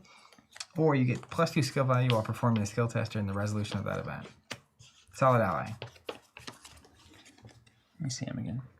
Is that a shillelagh? Is that what those are called? Couldn't tell you. It looks like a gaffy stick to me. That could be totally wrong. Okay, yeah, I do like Chuck. Yeah. After reading it. Everyone likes Chuck. Then the other one I picked was a one of. It's permanent exceptional. It's called Underworld Market. 2 experience. You get +10 deck size. Before drawing your opening hand, choose 10 illicit cards from your deck. Shuffle them together and place them next to the Underworld Market as a market deck. At the start of your turn, reveal the top 2 cards of your market deck. You may spend a resource to draw one of them. Place the rest on the bottom in any order. That is exactly what this illicit theme needed. So it's kind of like the Hunch deck. Yeah. But it's not. Love this card. That's exactly what that theme needed. Because you have the Fence, who plays illicit cards from hand for free as an ally or something. You've got this little illicit theme going on, but this is really going to set it up. That's beautiful. I'm glad you chose that card. That's a good choice. Big money. No way. I chose Triggerman. Triggerman, 4-cost asset. He enters play, attach an illicit asset from hand to Triggerman. Nice. And then we can exhaust as a fast action, spend a resource, resolve an ability on attached asset without paying its action cost, and then resolve that ability with a base skill value of 4. So, could be good. I don't know what illicit assets are out there exactly, but stuff that allows like weak investigator rogues to investigate is really solid. Non-fighters to fight and that kind of thing. And then lastly for green, it's customizable time, man. All right, I'm going to go find Honed Instinct, because it's really cool. Play after one of the following conditions is met. The agenda or act advances, or you succeed at a skill test by 3 or more. Immediately take an action. That's all it does. Until you upgrade it. So the thing, dude, the moment that the agenda or act advances, you can immediately take an action. Could be really important. I don't know. Do you Move start location? Do you resolve all the end of stuff first and then this happens, or is it you put the doom on, then you can immediately go and then you read what happens next? I don't know how the timing chart works. Yeah, me neither. What do we got on the customization? This for you, that's really nice of you to say. So I gotta say, I never expected to miss the lockdown, but if unlocking means we lose the daily 4-hour streams, I really appreciate what you guys did to keep us sane, and you've kept us going as ... We'll be here in a long ways. As you have since. We will be here. We'll be here. Here's your upgrade. Okay, we can add the following play conditions. So we can add a number of play conditions. Take damage or horror. Location enters player is revealed. Enemy engages you. Wow. Enemy engages you, immediately take a free action. That's pretty cool. It would still follow you, though, I think. Also, gut reaction, treachery enters play. So we got muscle memory also. You play an asset. So there's 5 different ways you can do it. But let's look at the real stuff. Sharpened talent. During the action granted by Honed Instinct, you get +2. That's nice. Impulse control. You can include up to 3 copies of Honed Instinct in your deck instead of 2. And it gets -1 cost. So you play it for free. Wow. That's incredible. So 3 free actions. And then when you play Honed Instinct, you may take 2 actions instead of 1, then remove it from the game. That could be so good. Oh, it's so good. If you have 3 of these, each of them gets you 2 actions. Just like picturing an enemy entering play and you get 2 actions. Chop, chop. There's so many decks. Like with the new thing, evade, off the board. Bye, Felicia. Woo. Yeah. All right. See, these cards are fine. Moving on to me. What do you want to do? Let's do purple next. I grabbed the new Moonlight Ritual because I thought it was relevant just to understand the box better. Fast, play during your turn, remove all Doom from a non-elite card. I love it. So 0 and cost. It looks great. Remove all Doom. Yeah, you gotta speak to the moon. All right, what's next? Ceremonial Sickle, level 0. It's an item, charm, weapon, melee. You can fight with it using your brain or +1 to your fist. When you initiate it, choose 1. Exhaust the sickle, place a doom on it to get +1 skill value and +1 damage for the attack. This is a risky business. If it defeats an enemy, remove a doom. Oh, now you're speaking my That's language. the Zach Bun special. I'm going to kill us so quickly sometimes. It's going to be delightful. But yeah, you have more purple. I have just one. I have one more. I had to go. Oh, you got it? El Rubash. Purifying Purpose. You get +1 skill value while resolving a skill test on an attached asset. Appreciate you saying that, Chris. I'm saying agrees with this for you. Thanks for the streams. It was really meaningful to have this. It's been awesome to be here. Thank you for saying that. 1 doom on each attached asset does not count towards the agenda's doom threshold. So you can put 1 doom on everything, it doesn't count until she dies, which she will. And then the thing immediately advances and the game is over. Exhaust, choose an asset in your play area with 1 or more doom on it, attach it to El Rubash, or switch it with an attached asset. Oh, they have to attach to her to not count. But you also get +1 skill value for anything that's attached to her. You also don't lose attachment slots to things attached to her. That's right. Now we see. This opens up a lot of doors. Is that a cat back there? Yep. Nice. Sure is. What do you I like got? that subtitle, Purifying Purpose. All right, 2 cards. One is a 3 of, which I don't know what that means. It's customizable, so we'll find out. 3 of it probably means you can have 3 in the deck, right? Power Word. It just looked awesome. Customizable, fast. Is that Storm? Play only during your turn. Reminds me of Scarlet Witch. Mm-hmm. Attached to a non-elite enemy at your location. Action if attached enemy is at your location. Parlay. Give it a command. Limit once per round per command. Go. This enemy moves once in a direction of your choice. Coward. This enemy exhausts. And of course. I mean, you have to love this, even if you don't like it. So 3 cost, fast. Play it to an enemy. So it's just 3. Boom. It's on the enemy. And then take an action to parlay that enemy, and then you get to do the thing. So and parlays don't do attack of opportunity. They don't, but you gotta pay 3 from hand to get the opportunity to then take a test. But it's fast, right? Yeah. Oh, it's not even a test. It's just parlay. Yeah. You literally fast parlay. They don't get an attack of opportunity. And parlay takes an action. Do something. Okay. Yeah. Let's see. Which is either move in the direction of choice, exhaust, or betray. Deal 1 damage to an enemy at this enemy's location with an equal or lower fight value. Mercy. And investigate this enemy's location. Heals damage or horror equal to this enemy's respective damage horror value. Confess. Discover 1 clue at this enemy's location if its health is equal to or higher than its location's shroud. Distract. Automatically evade any enemy at this enemy's location with an equal or lower evade value than this enemy. Greater control. Fast action return power word to your hand. Gotta have that. Oh, because it's an event. Yeah.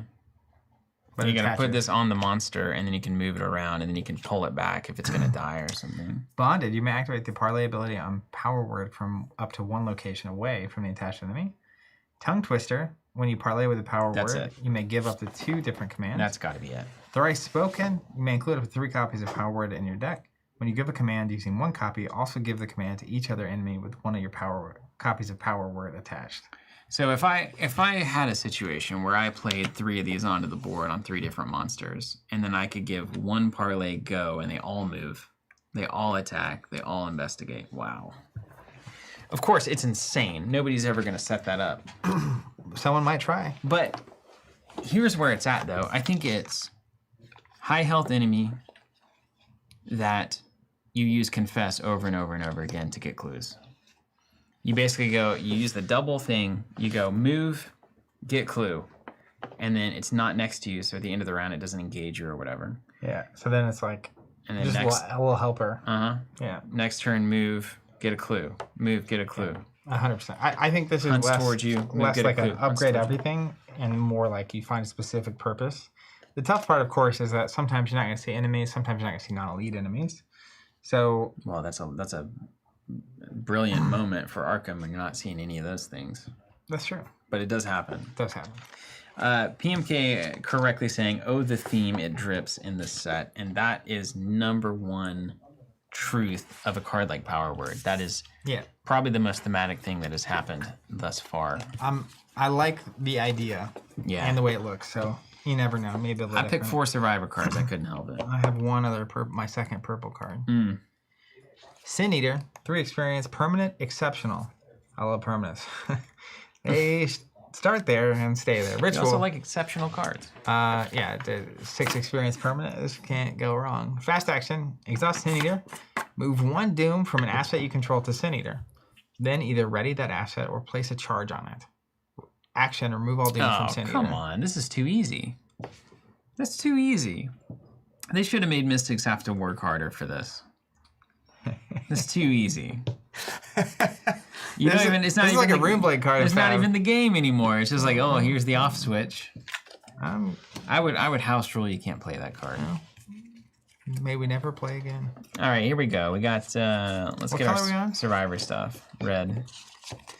Check this out. Matthew, we love that card. Grizzled. I'm gonna have to read this one. Customizable. When you purchase Grizzled, choose and record 2 traits on its upgrade sheet. If this is a skill test on or against an encounter card, including fighting, evading, or parlaying, Grizzled gains 2 wilds for each of the chosen traits that encounter card possesses. So if I choose, for instance, Spirit and Ghoul, whenever I'm resolving a test against a card that's a Spirit or a Ghoul, or if it's both, it's +4, otherwise +2, depending on which one it is. So here we go. Traits chosen. We choose 2. We can choose 1 experience on Specialist to choose another trait. We can choose 2 experience to choose another trait. Wow. We can go 3 for Nemesis. If it's a skill test on or against an enemy and the test is successful, you may attach Grizzled to it. Reduce the difficulty of test on or against the attached enemy by 1. So that's good for one big baddie. Yeah. Mythos Hardened. If a skill test is on a Treacher with a chosen trait and the test is successful, you may add both Grizzled and that Treacher to the victory display. Remove them both from the game. I don't think they give you any experience, but there's the thing. And then Always Prepared. After you draw an encounter card with a chosen trait, return 1 copy of Grizzled from your discard pile to your hand. That's nice. Because it's a skill card, that's right. yeah, you so got to put it in the skill. Goes into this card, and then next time you reveal something that it would work on, you get it back. Yeah. Over and over and over again. If I were going to... This one's not as spicy. If I were going to do this one... Elite is a trait. Oh, there you go. That's a good one. I'd probably choose the 5 and the 1. I'd probably sink 6 experience into this and just get the skill benefits and just constantly cycle them. Yeah. I don't think I'd do the other ones. But you know. Grizzled indeed. Grizzled. Then we've got this. Look at that. Who doesn't want that? The Idol of Xanatos, Watcher Beyond Time. When you are dealt damage and or horror, exhaust and discard up to 3 cards from hand. Cancel it. What? So if I take 3 horror, I discard 3 from hand and cancel it. If I take 2 horror, I discard 2 from hand and cancel it. That's it. Wow. That's it. Damage and or horror. And or horror. So a big enemy hits you and you just lose cards. Lose 3 cards and you're fine. Which is crazy, because like in Survivor, there's some really broken ways to draw a bunch of cards. They may be tabooed at this point. But it just kind of means you can trade cards for damage, which is ultimately not a good trade, but it's sometimes a trade you might want to make. And if you have recursion from the discard pile, well, there you go. Wait, yeah, these customizable cards are new for Scarlet Keys. Second to last, Into the Road. Fast. Play during your turn only if the final agenda is in play. Draw a card, gain a resource, gain an action, remove this from the game. 0 cost. Spend an action, gain a money, gain a card. That is a really powerful card. That is It's pretty good, isn't it? very limited on when you can use it. So it doesn't even cost you an action, to use. Yeah, but no skill icon, so literally this card is not playable till the end of the game. Till the But end of the once road. you hit the end of the game, It's a this nice thing boost. is bomb. And it can't, that is the time in the game where this exact effect can make the difference. Yeah. We've been there before. So I thought that was fun. And then finally, this just looks good. I don't really know what it does. Almost picked that card. Haven't read it. Fickle Fortune. It's max 2 dilemmas per round. It's a revelation. You must decide. Choose one. Place a doom on the current agenda. Each investigator heals 3 damage and heals 3 horror. One doom. Everybody heals 6 collectively. That's so good if you're already about to advance. So good. And then lastly, remove 1 doom from the current agenda, so save yourself a turn, but each investigator takes 1 direct damage and 1 direct horror, and you remove this from the game. So I could buy us another turn, 6 more actions, by doing 1 damage to us. 1 and 1. What is... you Enlightenment? must decide. I like this card. I think it's great. It's the kind of card we would play in our game. Plus, he looks so creepy. Yeah. And is it an asset? Event. It's an event, right? You can only play 2 dilemma per round when you play it, and then you play it, reveal, choose one. Yeah, okay. Card looks great, though. All right. What about you? My red cards. Had to choose it. Upgraded baseball bat. Double-handed. 2 fists. 2 cost. 2 experience. Asset. Item, weapon, melee. Fight. You get +2 physical for this attack. The attack deals +1 damage. If a skull or tentacle symbol is revealed during the attack, either... No, it doesn't break anymore, does it? Choose one. Return baseball bat to your hand after this attack. This attack deals an additional + damage. Discard baseball bat. Either one. So you either put it back in your hand or it does an extra damage and bust. Okay, that's great. Man, that is so improved. Which is great. That is so improved. The baseball bat is back. Because, like, it's good. Baseball bat's good. My final red card. I had to pick it just because of its name.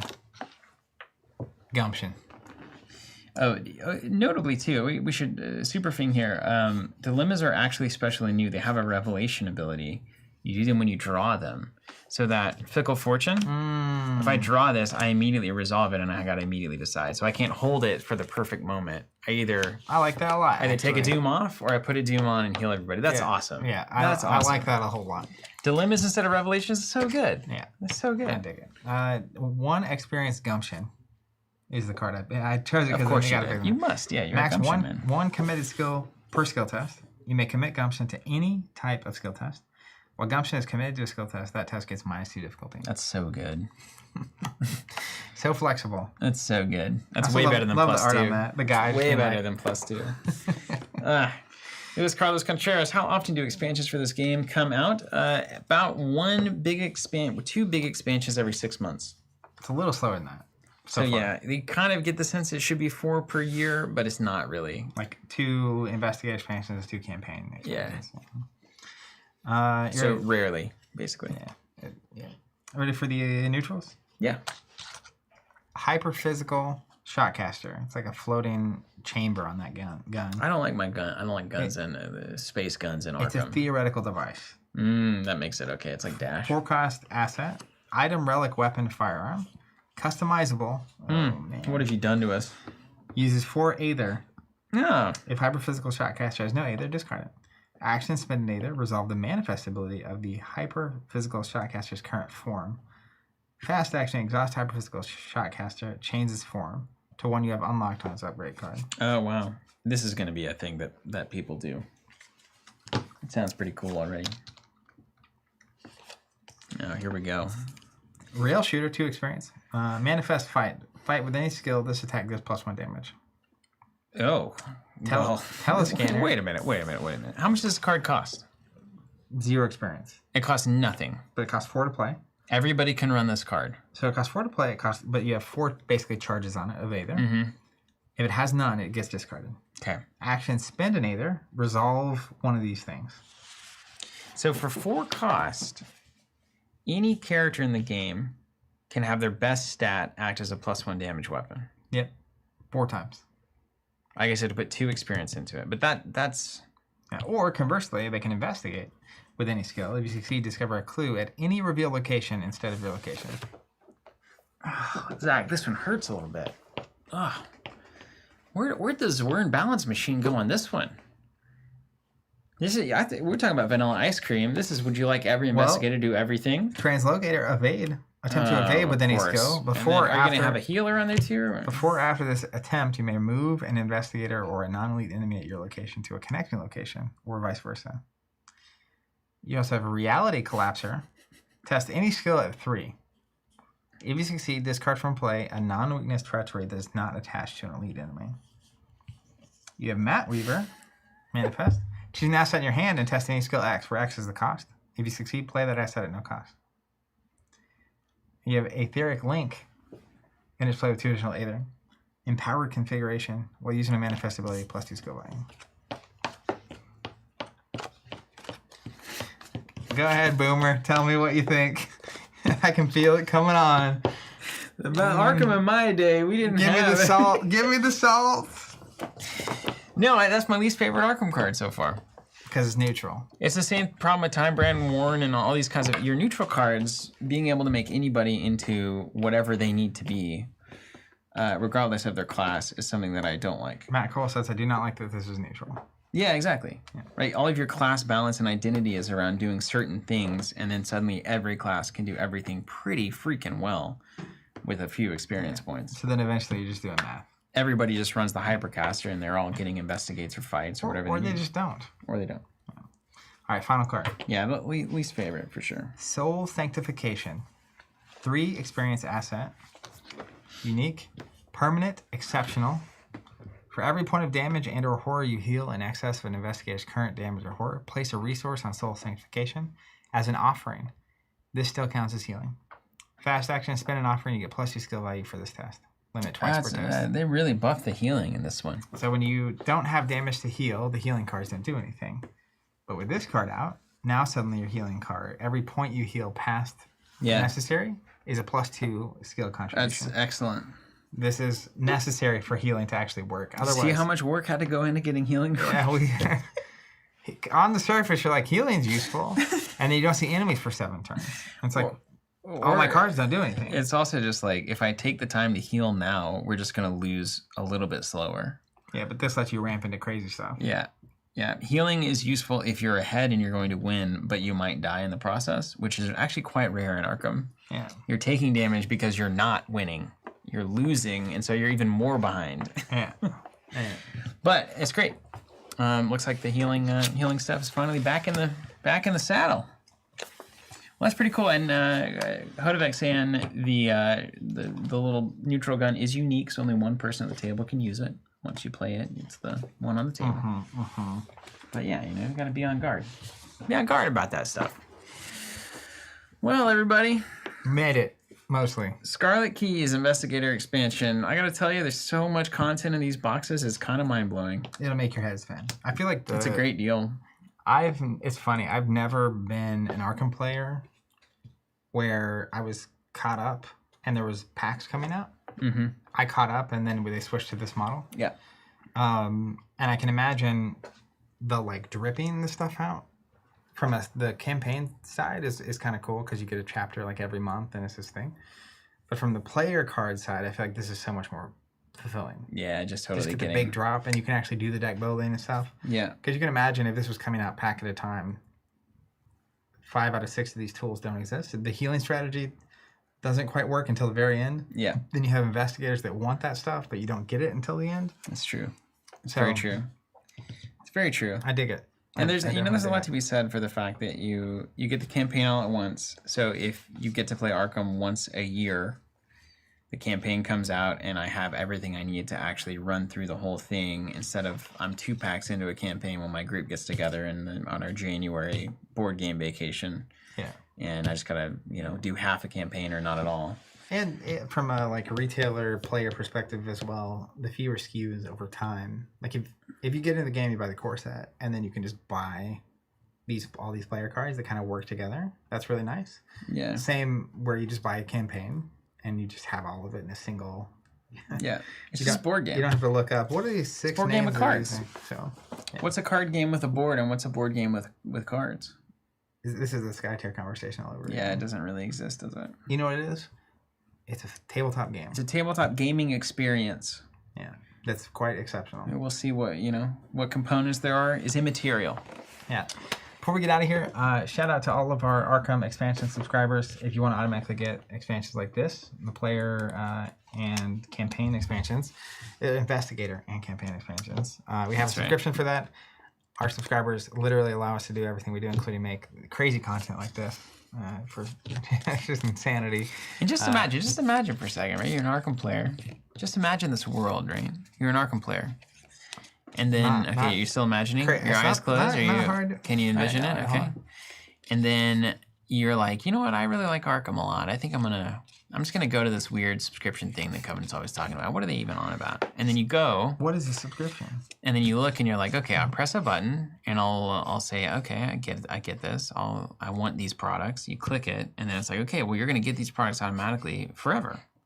And then 3 months, 4 months pass, maybe 2 months. I got all my eyes. And then suddenly you get an email and it says, hey, your Arkham subscription's been processed. And you're like, oh yeah, I forgot about that. And then you're like, you know what's funny? Sweet, So I'm getting the campaign store. I didn't have to do it. I didn't have to go shop on an online retailer, try to find the product. I didn't have to go maybe my local store. It doesn't even stock Arkham. And I'm like, hey, Jim, can you get the box for me? Can you call up your distributor and get the box for me? Well, I don't know. We'll see if I can meet my shipping totals this week. I'll see if I can get it in. And then it's charging MSRP for, of course, because it's just the way the model works. And then but you don't even go to the space to play the game. So you're paying an inflated price on the product for no real reason, aside from you like Jim, and that's a fine reason, of course.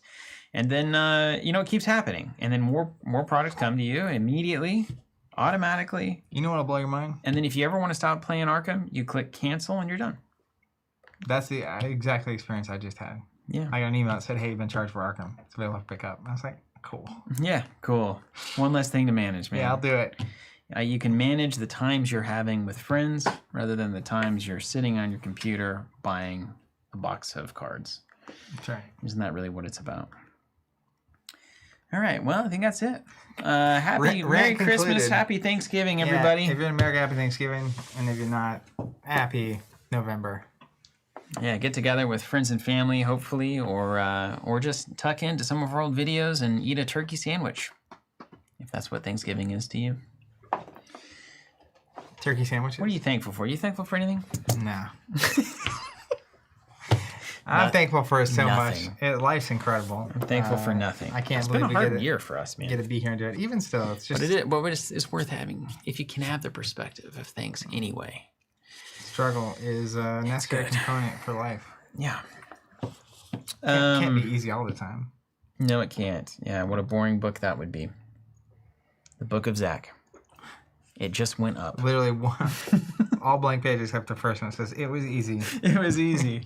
Try again. Thanks, everybody. We'll see you next time. Take care. Come to the Discord. Hang out with us. See you there.